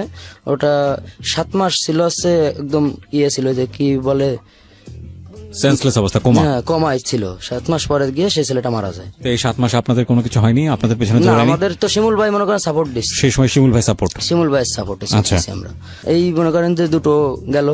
এরপর আমরা ওইখান থেকে 2টো মার্ডার হয়ে গেল। জি 2টো মার্ডার হয়ে গেল, কিন্তু কোনো কেস হলো না। আচ্ছা, জেল খাটিয়েছি ছোটবেলায়, ওই তাই সেটা কোনো কেস ছিল না। হ্যাঁ, এরপর ওইখানে শিমুল ভাইয়ের ওখানে গেলাম। এবার শিমুল ভাই সঙ্গে ওই দিন শিমুল ভাই বেশিরভাগ আছে মানে সকালবেলা বাদে জগিং টাইম বাদে লুঙ্গি পরে বেড়াতো, ঠিক আছে, সবসময় লুঙ্গি, আর মাঝে একটা মেশিন থাকতো, এই লুঙ্গি পরে সবসময় ঘুরে বেড়াতো, মেশিন মানে পিস্তল। জি। তো মনে করেন ইনস্টিটিউট মাঠে চা খাচ্ছে, খাওয়ার পর ওইখানে মনে করেন যে আর একটা লোক আছে, সেও মনে করেন যে একটু ওই লোকটা আসছে এসে বাইরে, ভাই তখন একা ছিল আর আমরা দুইজন হচ্ছে ভাইয়ের সঙ্গে ওই মিলন সমাজটা কোন জায়গায় পাঠাইছে, আর আমরা দুইজন রয়েছি ভাইয়ের সাথে। তখন আমরা হলো কোনার দোকানে চা খেতে গেছি, ভাইয়ের সামনে আমরা আবার সিগারেট খেতাম না, তো আমরা দুজন আবার কোনায় গেছি সিগারেট খেতে, আর ভাই আর ওই দিকে বসে কফি খাচ্ছে। আর ঠিক ওই মুহূর্তে কিন্তু মানে মাই করে নিয়ে চলে আসে, আসে মনে করেন যে বাইর মানে আঘাত করবে। ভাই কিন্তু একা, ওরা ছিল চারজন গাড়িতে আইছে, কোনো অস্ত্রপাতি নিয়ে আসেনি, এমনি মারতে আইছে। এখন বাইর তো মনে করেন ওই জায়গা তো মানে যারা দোকানদার তারা তো বাইরে সবাই চেনে, দোকানদাররা ঠেকাচ্ছে, এদিক মারামারি হচ্ছে, বাইক তো লুঙ্গি ভরা, একা একা কিভাবে করবে। বাট আমরা কিন্তু দুজন চলে যাই, সেই ইটির কুয়া নিয়ে ইট আছে, ইট দিয়ে মনে করেন মাথায় বাড়ি দিছি, তো মনে করেন এক গাতে মনে করেন মাথা ফেটে মনে করেন পড়ে যাচ্ছে, অজ্ঞান হয়ে গেছে। দুটোরে মারা হলো, আর দুটো মনে করেন যে শিমুল ভাই এটা হিট করলো, আর একজন মনে করেন পলাই গেল। নিয়ে ওই তিনটে ধরে নিয়ে আমাকে সেই ইসি নিয়ে গেলাম বাইরে ভাঙা করে, নিয়ে ওই জায়গা ভেন্দে রাখলো। রাখার পরে বলতেছে যে তোর এই করবে ব্লেড দিয়ে রে ফুসাই লবণ লাগাতে হবে, ঠিক আছে আপনাদের বলে গেল। এখন আমি করছি কি, রানী দোষ যা একটা নতুন ব্লেড কিনে নিয়ে, ঠিক আছে ব্লেড কিনে নিয়ে আসে। তো ব্লেড হসপিটালে অপারেশন করেন না ব্লেড, ওই ব্লেড কিনে নিয়ে আসে। নিয়ে এসে ওর মনে করেন যে এই নখের থেকে শুরু করে এই পর্যন্ত পুরো পুষাইছি, এরকম পুষাচ্ছি। আর ও তো চিল্লাচ্ছে, তো মানে আমাদের মনে কোনো মায়া দয়া মরেও যাচ্ছে, তাও আমাদের মনে কোনো এরকম মন পাথর হয়ে গেছে, যে মনের মধ্যে কোনো মায়া দয়া বলে কিছু নেই। তো ওই লবণরে দিচ্ছি, তখন তো মনে করেন তো ছটফট করতেছে, কত কষ্ট আসছে ওকে, কিন্তু আমরা তো বুঝেও না বোঝার ভান। এবার দেওয়ার পরে দুপুর টাইম হলো, ভাই আসলে ওই দিন রাতে বেলা থাকে, পরের দিন দুপুর পর্যন্ত ওইখানে থাকলো। তারপর ভাই আসলো, ভাই এসে বলতেছে যে এদিকে সাইডে দে। এখন সাইডে দিলাম, পাই মনে করেন ওরা হাঁটতে চলতে পারতেছে না, ওকে তিনটারে ভ্যানে উঠে দিলাম, ওকে বাড়ি ছিল ধুপা দি, বললাম ওকে যে ওই ভাই টাকা দিয়ে দিল ভ্যানালারে, ওকে বাড়ি পৌঁছে দিস। এখন ওই সময় ছাড়লেন, পরবর্তীতে আপনাদের কোনো অসুবিধা হলো না? না আমাদের ওই ক্ষেত্রে মনে করেন যে তখন মানে হরতাল হতো, ভাই মনে করেন গেলে পুলিশ টুলিশ লাগতো না, ভাই আমাদের নিয়ে যেত 3-4 গাড়ি প্রাইভেট নিয়ে ও মোড়ে রেখে সবাই অস্ত্রপাতি আর ফায়ার সার্ভিসের গরম পানি মনে করেন নিয়ে রাখতে বলতো, যদি কেউ ওঠে তো মনে করেন গরম পানি মারা। মানে আপনারা পুরো এলাকা কন্ট্রোল করতেন, যাতে মানুষের চলাচলে কোনো বিঘ্ন না হয়। না কোনো গাড়ি ঘোড়া কোনো কিছু বন্ধ থাকবে না, সবকিছু চলবে। ভাইয়ের কথা ছিল, মানে এমপি যেটা বলতো সেটাই মনে করেন ভাই করতো, এটা হচ্ছে কথা। তো মানে এরপর ভাই ওই জায়গাটাই একটা লোক, মানে ওই সামাদ যে ডাইন হাত, সে একটা মেয়ের সঙ্গে সম্পর্ক করে, সে আর একজনের ওয়াইফ, ঠিক আছে আরেকজনের ওয়াইফের সঙ্গে পরকীয়া করে। তো সে মেয়েটাও কিন্তু তার সঙ্গে কিন্তু অনেক মানে বেরোয় আসবে এরকম একটা অবস্থা। তো সেও একটা নেতা, তো তাকে মনে করেন যে সে মেয়েটা বলতেছে তুমি কি আমার সাথে চলে আসবা, তা বলতেছে হ্যাঁ আমি চলে আসবো। তা বলতেছে তাহলে আজকে তোমার আমরা নিতে আসতেছি। এখন মনে করেন সেই গেটে, বেঙ্গল গেটে গেছি, যে মনে করেন যে ও বেরোয় আসতেছে, এখন ওর হাজবেন্ড আরো ছেলেপেলে নিয়ে রয়েছে। আমরা গেছিলাম প্রায় 60 থেকে 70 জন, যে মনে করেন যে ওইখানে যে কাঞ্চি, সে মেয়েটা না ছিল কাঞ্চি ব্যাপারে মনে করেন প্রাইভেটে উঠছি। এর মধ্যে সেই ওর হাজবেন্ড আসলে হাজবেন্ডের ওই সামাদ ভাই মারলো, মাইরে পাওমা ভেঙে দিল, দিয়ে আর ওর যে ছেলে ফেলে ছিল সব করার মনে করেন মাইরে ওই জায়গাটাই থিয়ে দিল, মানে ওই এমনি পিটাপিটি করে আর কি রেখে ওরে নিয়ে চলে আসলো। এসে শিমুল ভাইয়ের কাছে গেল, ভাই আমি এর ভালোবাসি। শিমুল ভাই আবার এই জিনিসটা ওরে বললো কি যে এটা করা তোমার ঠিক হয়নি, সে তো আর একজনের বউ, তুমি এমনি একটা অবিবাহিত, তুমি মেয়েরে নিয়ে আসতে, আমি তোমার বিয়ে দিয়ে দিতাম। কিন্তু ভাইয়ের সঙ্গে একটু মনোদ্বন্দ্ব হয়ে গেল। ওকে, তো পুরোটাই সিনেমা শুনতেছি, মনে হচ্ছে সিনেমা দেখতেছি চোখের সামনে। সামাদ ভাই তো মনে করেন যে ওর ডাইনাথ, সামাদ ভাই তো কম বেশি, সামাদ ভাইয়েরও তো সবাই কম বেশি চেনে। এখন সামাদ ভাই বলতেছে ভাই আমি আপনারা ছেড়ে দিতে পারি, কিন্তু মনে করেন এর আমি ছাড়তে পারবো না, এই ধরনের কথা বলে গেল। তখন কিন্তু শিমুল ভাই একটু মনে করেন ওর প্রতি একটু রাগ হলো, তা বললো কাছা তুই যা ভালো প্রতিষ্ঠা করি। এখন ও আমার কাছে কি যে চল দিন, আমি তখন রনি আমার বলতেছে না আমরা যাবো না, যে ও যা পারে করুক গে, ভাই যে জায়গা না বলেতেছে সে জায়গা তো আমরা যাতে পারি না, সে জায়গায় বাইরে অনুমতি থাকতো তালি যেতাম। ও কিটা আমরা গাছের আগায় পানি ডাললে হবে না ভাই, আমাকে গুড়ায় থাকতে হবে, ঠিক আছে। আমি বললাম কি ভাই আপনি যান, পরবর্তীতে দিয়ে মানে এটা বুঝ দিয়ে ওরে ভাড়াই দিলাম, দিলি মিলনোর সাথে, যে মিলনোর সাথে সবসময় থাকে সে যাচ্ছে না, তাহলে আমরা কি জন্য যাবো? আচ্ছা, টানাত আমাদের এক হাত হচ্ছে মিলন, এক হাত হচ্ছে সামাদ। হ্যাঁ, সে সামাদ মিলন যাচ্ছে না, আমি তো আমার তো যাওয়ার কোনো প্রশ্নই আসে না। এখন সে মনে করেন যে ওইখানে গিয়ে একটা হসপিটালের পাশে একটা বাসা ভাড়া নিয়ে ওইখানে থাকলো। এখন ভাই ওরা ফোন দিয়েছে শিমুল ভাই, যে বলতেছে সামাদ তুমি একটু অফিসে আসো। তা বলতেছে ভাই আমার এখন আসার সময় নেই, আমি একটু ব্যস্ত আছি, আমি টোরে নিয়ে একটু বেড়াতে যাবো খুলনায়। তো বলতেছে তুই আমার কাছে আসার সময় নেই, যে আমার সবসময় বসকে মানে ডাকের আগে বস, সে সমাজ আমার কাছে আসার সময় নেই, ভালো কথা। এখন ওই জায়গাতে ও থাকতে পারলো না, বাসার হলারে শিমুল ভাই বলে দিল ওকে যেন বাসায় রাখা হয় না, বাসাতে নেমে দিয়েছে। দেওয়ার পর হলের পাশে একটা দৈনিক পূর্বাঞ্চল যে পেপারটা দিনিসতলায় হয়, দোতলায় একটা বাসা ছিল, ওই দোতলায় বাসায় ও থাকতো। তো এখানে একটা লোক রে ও চাকরি দিবে বলে, ওর বউ খারাপ লোক ছিল, বেশি ভালো লোক ছিল না, ইয়াবা ট্যাবলেট খাতো, নেশা করতো ওর বউ। তো ওর ওই লোকটা টাকা সেও একটা মেয়ে ছিল, যে সে মেয়েটা হচ্ছে কলগাট ছিল, তো সে তারা বিদেশ পাঠানোর নাম করে মনে করেন অনেক টাকা নিয়েছে ওর কাছ থেকে। তো ওর তো পাঠাবে না, ওর কাছে তো টাকা নিয়েছে।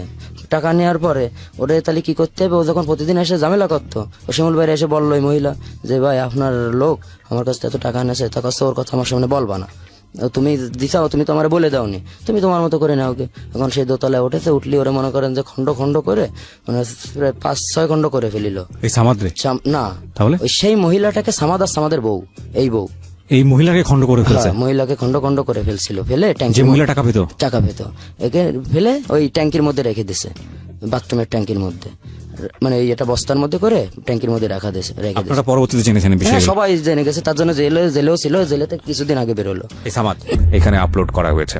এবং সবিনয়ে বলতে চাই, যারা আমাদের অনুষ্ঠানগুলো আমাদের চ্যানেল থেকে নিয়ে এবং একই সাথে রেডিও থেকে নিয়ে কিংবা আরেকটি ওয়েবসাইট আছে, আমি সেটার নাম উচ্চারণ করছি না, সেখান থেকে কপি করে যারা ইউটিউবে আপলোড করেছিলেন বা করছেন, তাদের চ্যানেলগুলো প্রত্যেকটি চ্যানেল হুমকির মুখে। আমি সবাইকে রিকোয়েস্ট করছি এসব কাজ করবেন না, অরিজিনাল কন্টেন্ট নিয়ে আপনারা কাজ করুন। ইউটিউব থেকে পয়সা রোজগার করতে হলে ইউটিউব কিছু পলিসি বেঁধে দিয়েছে, সেটা মেনটেন করুন। যারা অনেকদিন ধরে এইসব কাজ করছেন, বিভিন্ন রেডিও থেকে অনুষ্ঠান নিয়ে এইসব কাজগুলো করছেন, তাদের জন্য অশনি সংকেত। কারণ ইতোমধ্যেই বেশ কয়েকটি ইউটিউব চ্যানেল বন্ধ করে দেওয়া হয়েছে, এরকম ইউটিউব চ্যানেল যারা এই রাতের বেলার এই প্রোগ্রামগুলো কপি করেন, বিশেষ করে ঢাকা এফএম এর প্রোগ্রাম, এবং অনেকগুলো পাইপলাইনে আছে যেগুলো বন্ধ করে দেওয়া হচ্ছে। সুতরাং আপনি যদি এই কাজটি করে থাকেন, যেটা আমাদের চোখে এখন পর্যন্ত পড়েনি, এবং কিংবা আপনি কোনো কপিরাইট ইস্যুতে পড়েননি, আপনাকে বলবো অতি দ্রুত আজকে রাতের মধ্যেই আপনি কন্টেন্টগুলো নামিয়ে ফেলুন। এটা আপনার চ্যানেলকে যদি আপনি টিকে রাখতে চান, সেজন্য বললাম। আর বাকিটুকু আপনার ইচ্ছা। ওকে, যেখানটায় আমি ছিলাম ফয়সাল। আমার তো মনে করেন যে অল্প কিছুদিন এই 2-2.5 বছর পর বেরোলো। আমাদের অবস্থা এমনি খুব ভালো অবস্থা, ওদের ওর ফ্যামিলির অবস্থা খুব ভালো, শুধু ওই মনে করেন যে খারাপ ছিল। আচ্ছা, তো কাটাকাটি পরের ঘটনা? হ্যাঁ, কারাগারি পরের ঘটনা হচ্ছে আমরা ওইখান থেকে চলে আসলাম, আসার পরে আমাদের কাছে ওই টাকা শুধু টানতে থাকলাম। এর মধ্যে আমাদের ক্যাশ হয়ে গেল হচ্ছে 13 লক্ষ টাকা, আমাদের ক্যাশ হয়ে গেল। মানে সব ধান্দাবাজি করে? জি, আমার আর রনির 13 লক্ষ টাকা ক্যাশ হয়ে গেল। এর মধ্যে কিন্তু নেশা চলতেই আছে, সব অল টাইম 24 ঘন্টা, যেটুকু সময় ঘুমিয়ে না থাকতাম, বাকি টাইম আমরা নেশার করে থাকতাম। ওই সময় একটা মানে খুলনা থেকে একটা লোক আসে, সেই লোকটাকে ওই ভাইয়ের ওই যে মোড়ে যে বাড়িটা, ফ্ল্যাট বাড়িটা, যেটা ভাই এমনি থাকতো সেটা না, যে বাড়িতে লোক থাকতো, ওই লোকটার সঙ্গে ওই লোকটা আসে, তো প্রায় আসে, ভাইয়ের সঙ্গে অনেক ভালো সম্পর্ক। তো ভাইয়ের বউয়ের সাথে কিন্তু ওর কিন্তু ভাই তো বউয়ের সঙ্গে বেশিটা সময় দিতে পারতো না, তো ওটা মেয়ে মানুষ তো চায় সবসময় সময়। তো ওই ছেলেটা কিন্তু ওই লোকটা, ছেলে না মানে অনেক বড় লোক, তো সেই লোকটা কিন্তু ভাইয়ের মানে বউয়ের সাথে কিন্তু একটা ভালো সম্পর্ক করে ফেলেছে, যে ওর সঙ্গে কিন্তু চলে যাবে নিয়ে, এরকম একটা সম্পর্ক রয়েছে। ভাই কিন্তু এটা জানতে পারেছে, ঠিক আছে। ভাইয়ের ছেলে তো সেই শিয়ানা, ছোট লিখে প্রচুর শিয়ানা, ও বলে দিয়েছে যাবো এই না এই, আম্মুর সাথে এসে সবসময় কথা বলে, গায়ে হাত দেয়, ঠিক আছে, তাও আম্মু কিছু বলে না, এ ধরনের কথা কিন্তু বলেছে। বললি ওই লোকটারে এবার আমাকে বলতেছে যে ওই লোকটারে মনে করে যে মারতে হবে। আপনাকে বলেছে? আমাদের দুজনকে। তো সেখানে মনে করেন যে ওই লোকটা আসলে ভাইয়ের সঙ্গে প্রথমে কিন্তু কোনো রকম কোনো খারাপ ব্যবহার করতেছে না, এমনি নর্মালি যে ব্যবহার করে, আসেন ভিতরে গেছে, যে এই করেছে রুমের মধ্যে একদম উপরে তলায় নিয়ে গেছে, 4 তলার উপরে নিয়ে যে উপরে যে ছাদের পরে একটা ছোট্ট একটা রুম থাকে, স্টোর রুম যাকে বলে, ওই স্টোর রুমের মধ্যে মনে করেন যে উপরে যে বলতেছে ভাই ছাদের পরে বসতে লাগেন, আসতেছে। এবার আমাদের দুজনটা কিন্তু ফাটাই দিছে, ঠিক আছে, শুধু চাকু দিয়ে দিয়েছে যে মেরে দেবো। এখন ওই লোকটারে যাইয়ে পিছন দিয়ে ও মনে করেন এভাবে বসে ওই বানাচ্ছে, এটা কাঠ ছিল, গাঁজা বানাচ্ছে, ঠিক পিছনতে যাই মনে করেন যে আমি ছুরি ঢুকোই দেবো। ওর সামনে আবার ছিল ওই কাজ ছিল, সেটা কিন্তু আমরা ফলো করি না, ও কিন্তু কাজ দিয়ে দেখে ফেলেছে। জি, ও কিন্তু এরকম পিছন করেছে। গুললি ওই সময়টা মনে করেন যে ওর ওই বাড়ি দিয়ে ইসির ওই যে মানে ছাদের সাইডে যে থাকে না, এসে যে রেলিং যারে বলে, ওই রেলিং এর সাথে কিন্তু ওরে বাড়ি দিছি, দিলি ওই জায়গায় অজ্ঞান হয়ে গেছে। যাওয়ার পরে ওরে মনে করেন ওই জায়গা তো মনে করেন নিয়ে চলে আসি, এসে স্টোর রুমের মধ্যে নিয়ে যায় ওই জায়গাটায় মনে করেন ওর চাকু দিয়ে মনে করেন যে মরে যায় সে, ওইখানে মার্ডার করেন আর কি, চাকু দিয়ে মার্ডার করা হয়। তো এই কেসটা নিয়ে মনে করেন সেই লোকটা খুলনায় একটা ভালো প্রভাবশালী লোক ছিল, এই কেসটা নিয়ে একটু সমস্যা হয়ে গেছিল, যার কারণে শিমুল ভাই বলতেছে তোরা এখান থেকে চলে যা। তো কোথায় যাবো? তো বলতেছে বেনাপুল আমার লোক আছে। আমি বলছি বেনাপুল তো একবার আইসে ওই জায়গা যাবো না, আমরা বেনাপোলে কিন্তু ছিলাম ভাই ছোটবেলায়। তা বলতেছে ওই জায়গায় আমার লোক রয়েছে, তোকে কোনো রকম কোনো সমস্যা হবে না। আমি বলছি ভাই আমাকে প্রত্যেকদিন মনে করেন খরচ দেবে কি রাহে, ঠিক আছে। তা বলছে সমস্ত টাকা আমি বলছি তাহলে আমাকে অ্যাকাউন্টে আগে টাকা পাঠান, ঠিক আছে। এবার আমাকে দুজনের অ্যাকাউন্টে 10 লাখ টাকা দিয়ে দিল। 10 লাখ 10 লাখ আমাদের 13 আর হচ্ছে 23 লক্ষ টাকা আমাদের মানে জমা হয়ে গেল আমাদের অ্যাকাউন্টে। আমরা কিন্তু ওই জায়গায় চলে আসলাম, এসে বেনাপোলি সেই লোকের কাছে থাকলাম। থাকার পরে ওই লোক ওই শীত থেকে ওই লোক আমাকে বলতেছে যে মানে আমার রমির মধ্যে বলতেছে ভাইয়া জেল কিন্তু কাটতে পারবো না, এই জায়গায় থাকাকালি বাংলাদেশে থাকলে মনে কর দেখো যদি কোনো সমস্যা হয়ে যায়, ঠিক আছে, আমরা তাহলে ইন্ডিয়ায় চলে যাই। রনির সাথে আলোচনা করতেছি রনি বলতেছে আমরা ইন্ডিয়া যাই কি করবো, আমাদের কাছে নেই পাসপোর্ট, যদি আমরা আনপাসপোর্টে ধরা খাই তাহলে আমি বললাম যা হবে না তুই চল দিন। এবার ওই লোকের সাথে আমরা আলোচনা করতেছি যে ভাই আমাকে কি ইন্ডিয়া ভাড়া করে দেয়, তো কথা ভাইয়ের সাথে না কথা বলে আমি তো আপনাদের পাঠাতে পারবো না, ভাই যেহেতু আপনাকে দেশে আপনার আমাকে আমানত। তো আমি বললাম কি যে ভাই আপনার পায়ে ধরি, আমাকে মনে করেন থাকলে জেল কাটতে হবে, ঠিক আছে, আপনারা পার করে দেন, বাকি ওই পাশের দায়িত্ব আমাকে, ঠিক আছে। আমি বললাম কি যে ভাই টাকা উঠো, ঠিক আছে, ওই জায়গাতে মনে করেন আমরা 50,000 টাকা উঠে নিয়ে আসলাম, ঠিক আছে, ওই ইসিতেই উঠে আমরা ইন্ডিয়ান টাকা করলাম, করে সেই ওই ওরে দিলাম আসছে দুইজনে আসছে 5,000 টাকা দিলাম, আমাকে দুজনে মাথা পেয়েছো। এখন কাগজ পুকুরে নিয়ে গেছে, নিয়ে যে ওইখান থেকে ওই ছোট খাল আছে নদী মানে নৌকার উপর উঠে ডেক্কা দিলে মনে করেন ওই ভাষে চলে গেছি, ওপাশে গেলে ইন্ডিয়া, হ্যাঁ ওপাশে গেলে ইন্ডিয়া। আর ওই ভাষে আবার এর লোক আছে, আচ্ছা ঠিক আছে, একটা মহিলা, সে আমাদের নিয়ে যে কাঁঠাল বনে রাখলো, রাখার পরে সেইখান থেকে আরেকটা লোকের কাছে আমাদের দিল, দেওয়ার পর সে আমাদের বাসে উঠে দিল, দিয়ে আমরা চলে গেলাম বনগায়।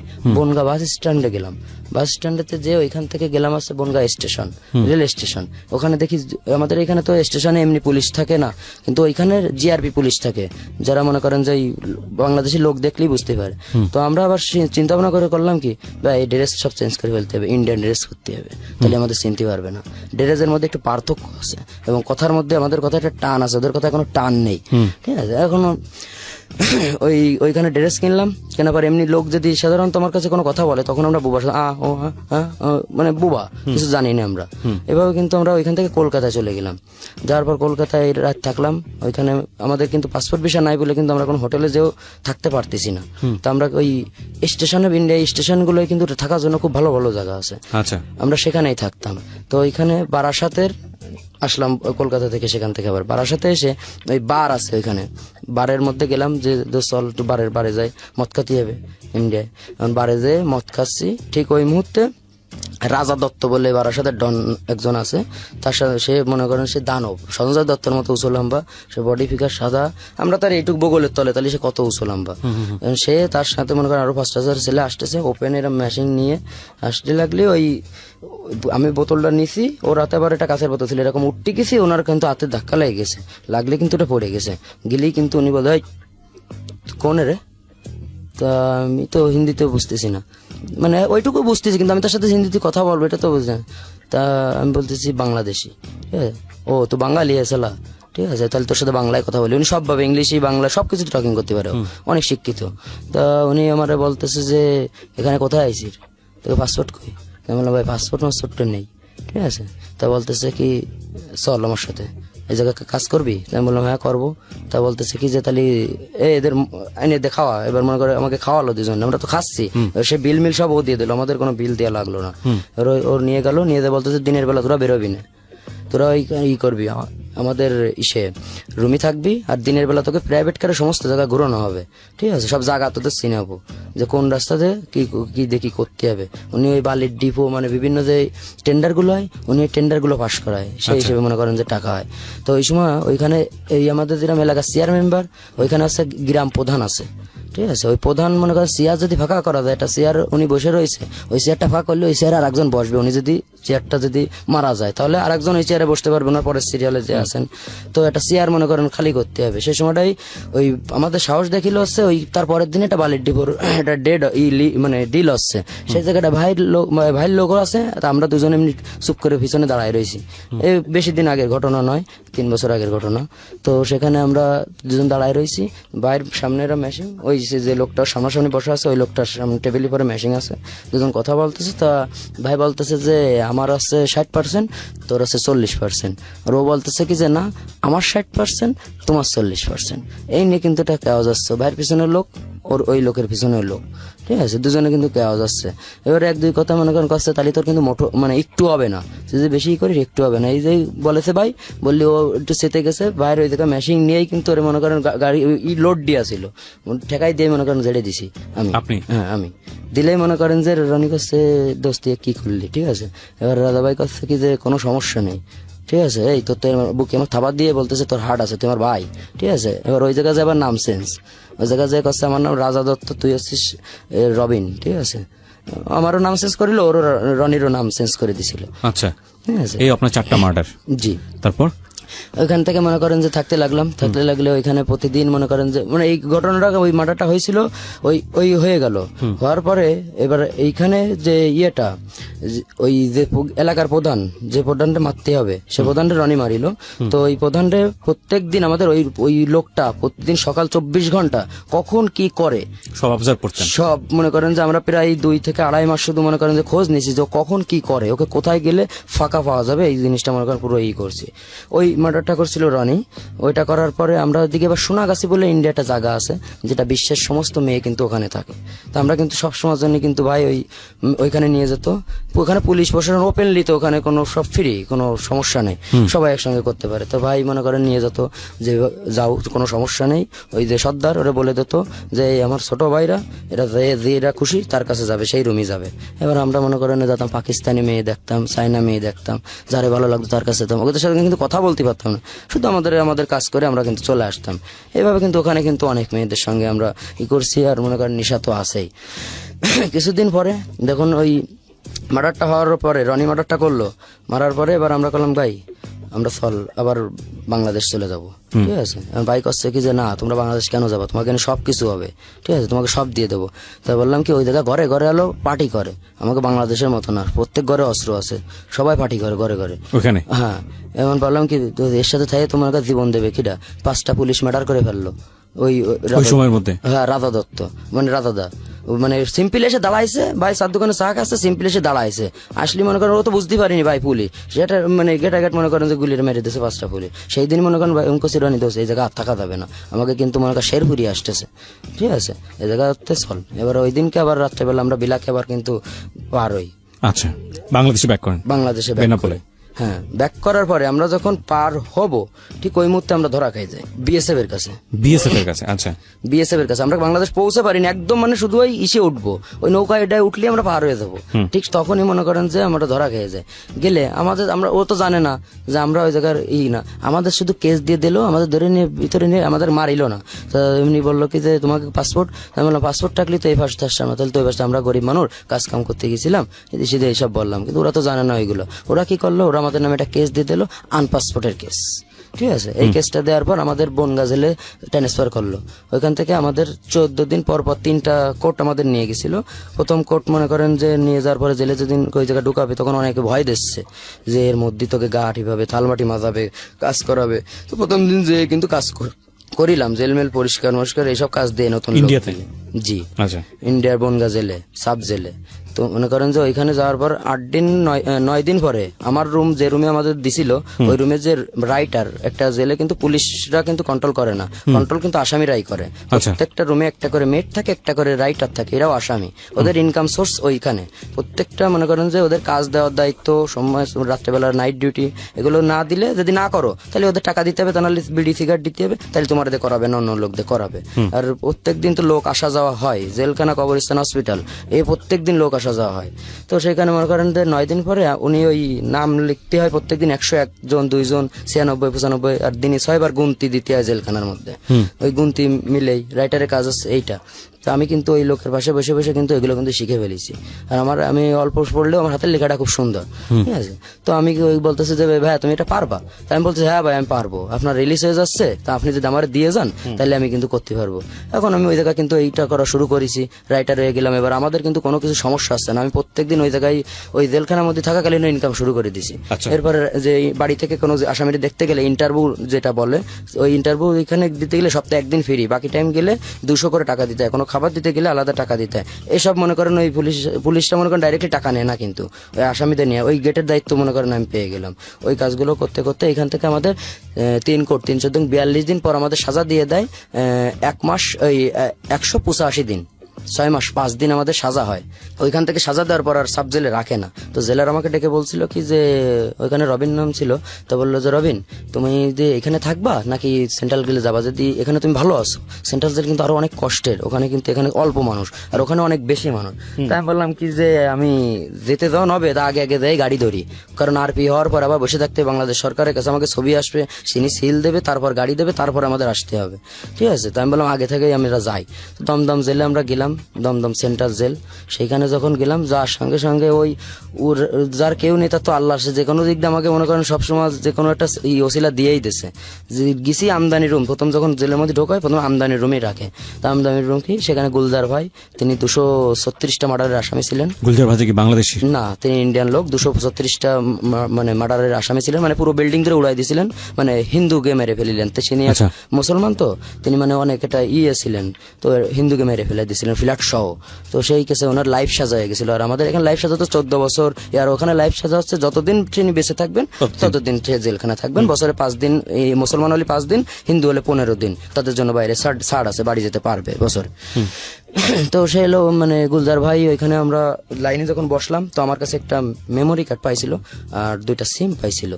তো বলতেছে যে তুমি এত চেকিং এর পরে তুমি 2টা মানে কিভাবে নিয়ে আসলে? তা আমি বললাম যে যেভাবে নিয়ে আসি আমি নিয়ে আসছি, ঠিক আছে।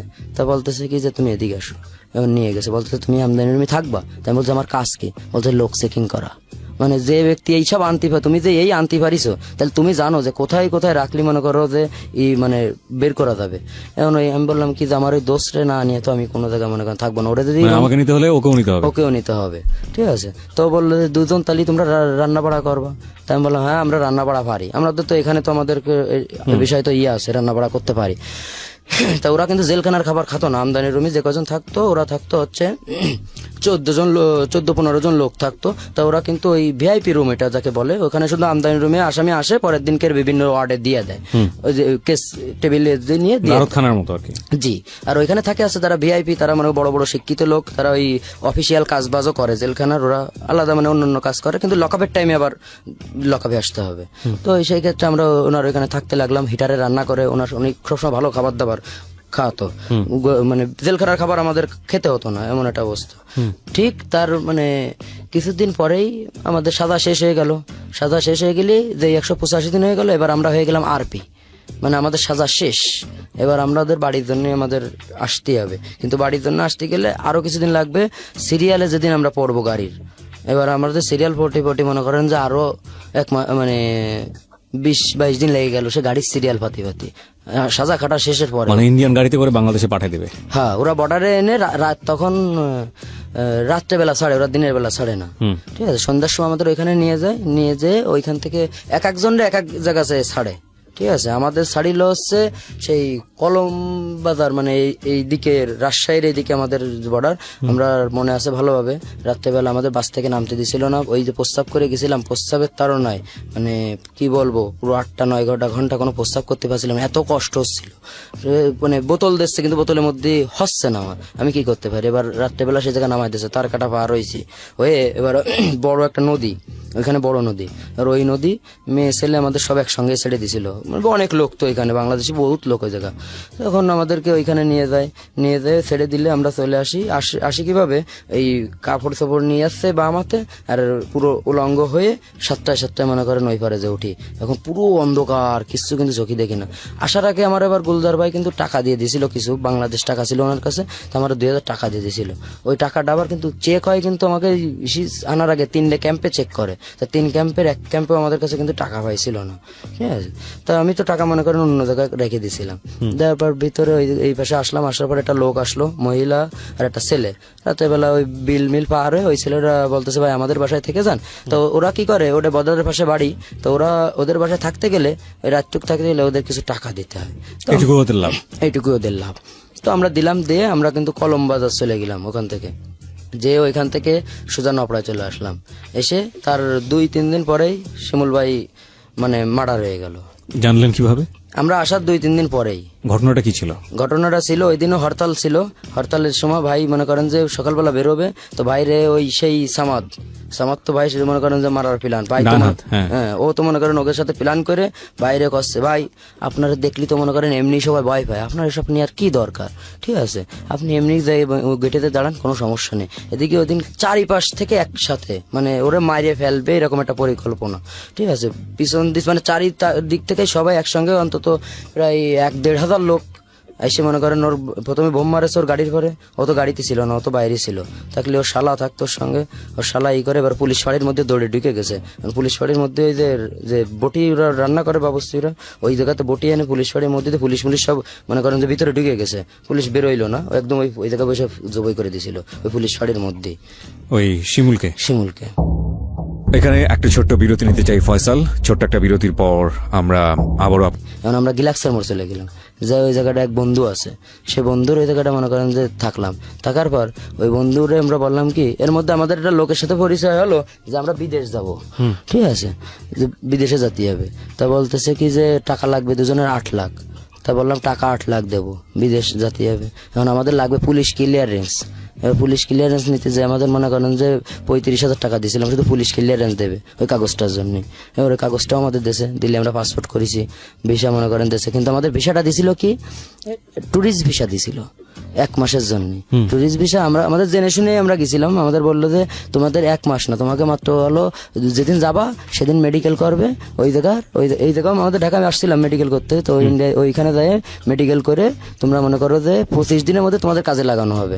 তো সেখান থেকে ওই লোকগুলো আর ওদের যে দালালগুলো এদের যে ব্যবহার কথাবার্তা যে এত মিষ্টি হয় যে সেটা বোঝা যাবে না যে এরা আসলে এদের এতটা তো আমাদের সেভাবে আমরা এই ঢাকা এই এয়ারপোর্টে নিয়ে আসলো, আমাদের শাহজালাল এয়ারপোর্টে একদিন আগেই, যেদিন আমাদের ফ্লাইট হবে তার একদিন আগে নিয়ে এসে শাহজালাল হোটেল আছে এইখানে, হোটেল এখানে রাখার পর পরের দিন আমাদের রাত 12টায় আমাদের ফ্লাইট।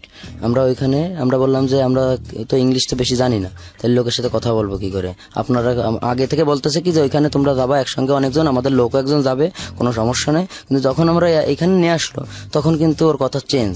তখন ও বলতেছে কি যে সাথে কারো যাওয়া লাগবে না, ওরা সকালে চলে গেছে, তোমরা যে ওদের পাবা, আর তোমরা যাও, তোমাকে রিসিপশনে রিসিভ করবে না, ঠিক আছে। ওই জায়গার লোক বাংলা বোঝে, কোনো সমস্যা নেই। তো ওই লোকটার কথা শুনে আমরা কিন্তু মনে করেন ফ্লাইটে উঠে গেছি 8 লাখ টাকা দিয়ে। 8 লাখ টাকা দিয়ে আমরা এইখান থেকেই উঠছি। মালিন রয়্যাল এয়ারলাইন্সে আমাদের নিয়ে গেছিল। নিয়ে যাওয়ার পর আমাদের পাশের আমরা দুজন বসছিল, ওই পাশের সিটে শ্রীলঙ্কার একটা লোক, সে বাংলায় কথা বলতে পারে। তো উনি আমাকে বলছে যে ছোট ভাই তোমরা কোথায় যাচ্ছ? তা আমরা বললাম যে আমরা যাচ্ছি ভিয়েতনাম। তা বললো কি যে এখান থেকে ডাইরেক্ট ভিয়েতনাম? তা আমি বললাম কি না, এখান থেকে 2টো টিকিট দিতে, একটা মালয়েশিয়ায় নামতে হবে, নেমে আবার প্লেন চেঞ্জ করে ওইখান থেকে ভিয়েতনাম যেতে হবে।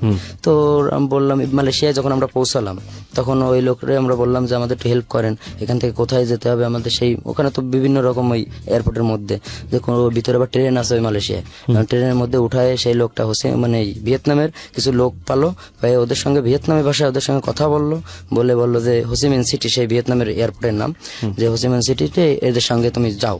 তো ওদের সঙ্গে আমরা সেই হোসিমিন সিটি পর্যন্ত গেলাম। তো তখন এয়ারপোর্ট থেকে বেরোলে আমাদের ফোনে কিন্তু সেই ওই যে লোকটা আমাদের রিসিভ করবে ওই লোকের একটা ছবি দিয়ে দিয়েছিল, আর আমাদের ছবিটা ওই লোকের কাছে ছিল। তখন আমরা যখন বেরোইছি ওই লোকটা এরকম এয়ারপোর্টের পাশে যেরকম লোকজন আসলে দাঁড়ায় থাকে, জি ওরা হাত উঁচু করছে, আমরা গেছি। তারপর উনি আর একটা মেয়ে, তো উনি গাড়িতে উঠছে, উঠায় একটা ফ্ল্যাটে নিয়ে গেছে, নিয়ে যে আমাদের ফ্ল্যাটে রাখছে। সেই ফ্ল্যাটটাতে বেশিরভাগ সব মেয়েই ছিল, আমরা দুজন আর বরিশালের একটা ছেলে, 3টা ছেলে তিনি আমাদের আগে গেছিল। এই 3টা ছেলে আমরা ওইখানে আসি। তো ওইখানে যে মেয়েরা থাকতো ওখানে তো মনে করেন সবকিছু ফ্রি, মানে দেখলে মনে হয় রাস্তায় যখন বেরোতাম তখন আমার বলে যাচ্ছে যে কালকে তোমাদের মেডিকেল। আর ওই লোকটা আমাদের এখানে বলে গেছিল যে বাংলায় কথা বলতে পারে, বাট ও বাংলায় কথা বলতে পারে না, ও হিন্দি, ইন্ডিয়ায় বাড়ি ওর। তখন আমরা হিন্দি জানতাম, এই জন্য ওর সঙ্গে আমরা হিন্দিতে টকিং করি। তো এই জন্য ওর সঙ্গে কথা বললাম। এবার আমাকে বলতেছে যে তোমার টাকা কিন্তু পেমেন্ট করিনি, তোমার টাকা পেমেন্ট না করলে কিন্তু আমরা তোমাদের কাজ দেবো না। তো আমরা বললাম টাকা তো আমরা পেমেন্ট করেই আইছি, পুরো হ্যান্ড ক্যাশ দিয়ে আইছি। তা এবার এই লোককে ফোন দিলাম, আমাদের ওই নেটের দ্বারা ফোন দিতে, ওইখানে ওয়াইফাই তো সব জায়গা, তো এই লোকের আবার নেটের ফোন নেই, এই লোকের আবার সিম্পল ফোন, মানে ওই নিচে যে আবার কার্ড কিনলাম আমরা, আবার পকেট খরচের জন্য মনে করেন এই $100 নিতে গেলে 8,000 টাকা দিতে হয়। এখন এই জায়গাতে মনে করেন আমরা নিয়ে গেছি আসছে $600 দুজনে খরচের জন্য। আচ্ছা, এখন ওরে ফোন দিলে ওই নেট এই কার্ড কিনে সিম দিয়ে ফোন দিয়ে, সিমও কিনেছি এয়ারপোর্টে যে সিম কিনে ওরে ফোন দিলি, বলতেছে যে তোমার টাকা ব্যাংকিং সমস্যা, ভিয়েতনামে আসলে ওইভাবে আমাকে বাংলাদেশে ইয়ে হয় না, তো 2-1 দিন লেট হবে, হয়ে যাবে, মানে এটা কোনো টেনশন করে না, এরকম একটা সবসময় কথা বলতেছে, কোনো টেনশন নেই, কোনো সমস্যা নেই। এবার ওই যে ছেলেটা বরিশালের, ওরে বলতে ভাই তুমি কতদিন ধরে রয়েছো, তো কাছে আমার এই 2.5 মাস ধরে ঘুরে হচ্ছে। আমি বলতেছি টাকা তোমার কাজ দিইনি, তো কাছে না ভাই আমার এবার পাশের রাষ্ট্রে ফাটায় আবার ভিসার মেয়াদ বাড়ায় নিয়ে আসলো, তুমি 1 মাসের ভিসা কাছে, তোমাকে যেরকম 1 মাসের ভিসা দিয়েছে এই 1 মাস শেষ হতে দেয় না, তোমাকে পাশের রাষ্ট্রের থেকে ঘুরে নিয়ে আসবে, নিয়ে এসে আবার ভিসার 3 মাস ভিসার মেয়াদ বাড়ায় নিয়ে আসবে, ঠিক আছে। তা আমি বললাম তো কাজ কি দেবে না, কাছে বাপ গতি তো বুঝতেছি না। আমি বললাম এত লেট করার সময় নেই, ঠিক আছে। এখন এই করতে করতে 17 দিন হয়ে গেল, আমরা সারাদিন কি করব, দুজনে শুধু ঘুরে বেড়াতাম, এ পার্কে ও পার্কে, ছবি তুলে একটু ফেসবুকে ছাড়তাম, আর ওই জায়গায় মনে করেন তো মানে আমরাই দেখতেছি যে সব সাদা, শুধু আমরাই কালো, এরকম একটা অবস্থা, সব হাফ প্যান্ট পরা, ঠিক আছে। আর কারোর সাথে বাজার করতে যেতাম, ওই আঙ্গুল দিয়ে এরকম দেখাতাম। আর এই রুমি যাদের সঙ্গে কথা বলতাম, যেসব মেয়েরা, সবার সঙ্গে মনে করেন সেই ফিরি, গোসল করতে গেলে মনে করেন তো সেই মানে ওদের সঙ্গেও সবকিছু কাজে আমরা লিপ্ত থাকতাম, একসঙ্গে টিভি মিভি দেখাকালীন ওই মদ টদ খেয়ে মনে করেন, ওই জায়গা তো মদ সবসময় ওপেনলি চলে, মদ টদ খেয়ে ওদের সঙ্গে শারীরিক ই করে, এবার ওদের সঙ্গে কথা বলতাম, মোবাইলে ট্রান্সলেট করতাম, আমি বাংলায় বললে ভিয়েতনাম টু বাংলা মনে করেন ই করে নিয়েছিলাম, আমি বাংলায় বললে ওকে ভিয়েতনামের ভাষা বুঝে দিত, ওর মুখের সামনে ধরতাম, ও ভিয়েতনামের ভাষায় বললে আমার বাংলা বোঝা যেত, এবার ওদের সঙ্গে আমাকে কথা বলতাম।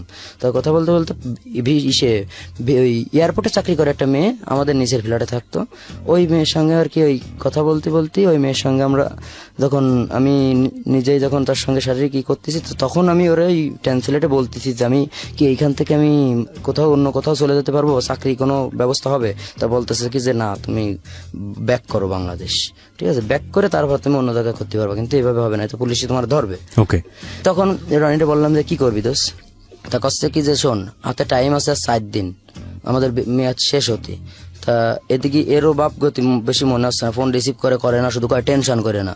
আর ওই লোকটা আমাকে যে লোক রিসিভ করলো বলতে তোমাদের আর এখানে কতদিন রাখো, তোমাকে খাওয়া দাওয়ার টাকা কিন্তু সে লোক আর দিচ্ছে না, প্রথম 2-1 দিন দিয়েছে, এরপর নিজের গাড়ির টাকা দিয়ে খরচ করতেছে, তো ওই জায়গায় মনে করেন যে $100 মানে ওই জায়গায় মেলা টাকা, ঠিক আছে, ওই জায়গায় টাকার মান নেই ভিয়েতনাম দেশের। তা ওই বাজার ঘাট করে খাই, আর মনে করেন সবসময় মদ টদ খাই ঘুরে ফিরে থাকি, পার্কে যাই ই করি। এবার ওই জায়গায় এক লোক পেলাম, সেই ছেলে, তার সঙ্গে ঘুরে ফিরে এবার বললাম কি দোস্ত টাইম তো শেষ, তাহলে চল আমরা চলে যাই, ঠিক আছে। এই লোকরে বললাম কি আমরা কি চলে আসবো, এই লোক বললো আসো। এবার আমরা মনে করেন ওইখান থেকে এয়ারপোর্টে গেলাম, এবার কিছু ওই ভিয়েতনামি টাকার থেকে গেল, ওই টাকা ভাঙ্গাইছে, ও টাকা তো অন্য জায়গায় চলবে না, এখন ওই যে পকেটে রয়েছে, তো ওর টাকা চলবে না, তো কি আর বললাম খাইয়ে দে শেষ করি, ডলারটা নিয়ে যায়, ডলার তো ভাঙানো যাচ্ছে সব জায়গায়, কিন্তু ওকে দেশের টাকা তো ভাঙাতে পারবো না। ওই টাকা এয়ারপোর্টে যাইয়ে মনে করেন যে রাত্রেবেলা ফলমল এদিক সেদিক খেলাম, আর এয়ারপোর্টে যেয়ে মদ টদ খাইয়ে টাকা কিন্তু প্রায় ই করেছি, আর অল্প কিছু টাকা এমনি রেখে দেওয়ার জন্য স্মৃতির কাছে রেখে দিয়েছিলাম, দিয়ে আমরা বাংলাদেশ চলে আসি। আসলে এই জায়গাটা রনি আসে এয়ারপোর্টে, সেই লোক আমাকে রিসিভ করতে আসে, আসলে রনি কাছ থেকে বাইরে এই জায়গাকে মেরে দেবো, তো আমি করছি কি যে না, ওর নপড়ায় যেহেতু ওর ই রয়েছে, ওর বউ আর মেয়ে রয়েছে ওই জায়গা, অতএব ওরা আমি পাচ্ছি, কোনো সমস্যা নেই। কিন্তু ও জানতো না যে ওরা কোন জায়গায় ভাড়া থাকে, এটা আমরা জানতাম।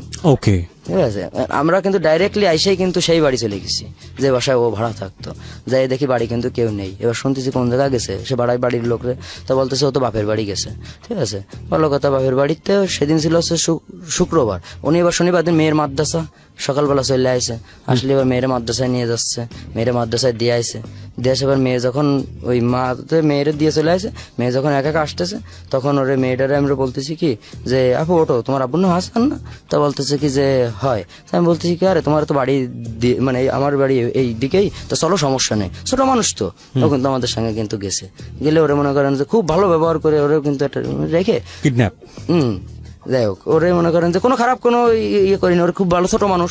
এবার ওর বাপরে ফোন দিছি, দিয়ে বলতেছি কি যে আমাদের টাকা কোন সময় দিবি, তা বলতেছে কি যে বাপ কিরাম কথা করছে, আমি বলছি বাপ টাপ বলার দরকার নেই, বাপ মাপ দরকার নেই, টাকা কোন সময় দিবা সেই কথা বলো।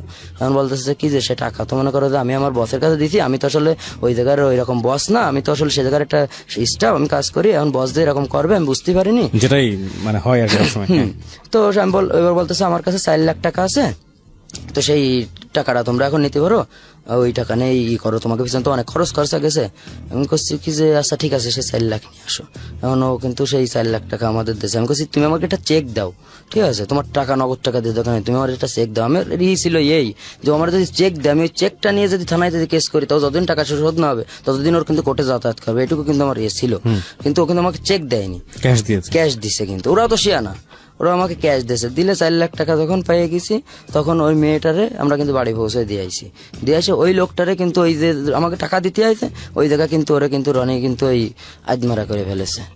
ফেলে ওই জায়গায় এসে এখনো অসুস্থ আছে, এখনো সুস্থ হয়নি সেভাবে। ওইখান থেকে এবারে বললাম ভাই যা গেছে গেছে, তুই কাজ পারিস, মনে কর যে আমরা এখন একটা ভালোভাবে জীবনযাপন শুরু করতে হবে। এর মধ্যে আমাদের নেশা কিন্তু মনে করেন চলতেই আছে। নেশা তো মনে করেন যে যেমন এখন আমরা মাঝে মধ্যে ই করি, ফ্রিজে আমাদের মদ রেখে দিই, ওই মাঝে মধ্যে সপ্তাহে একদিন শুক্রবারে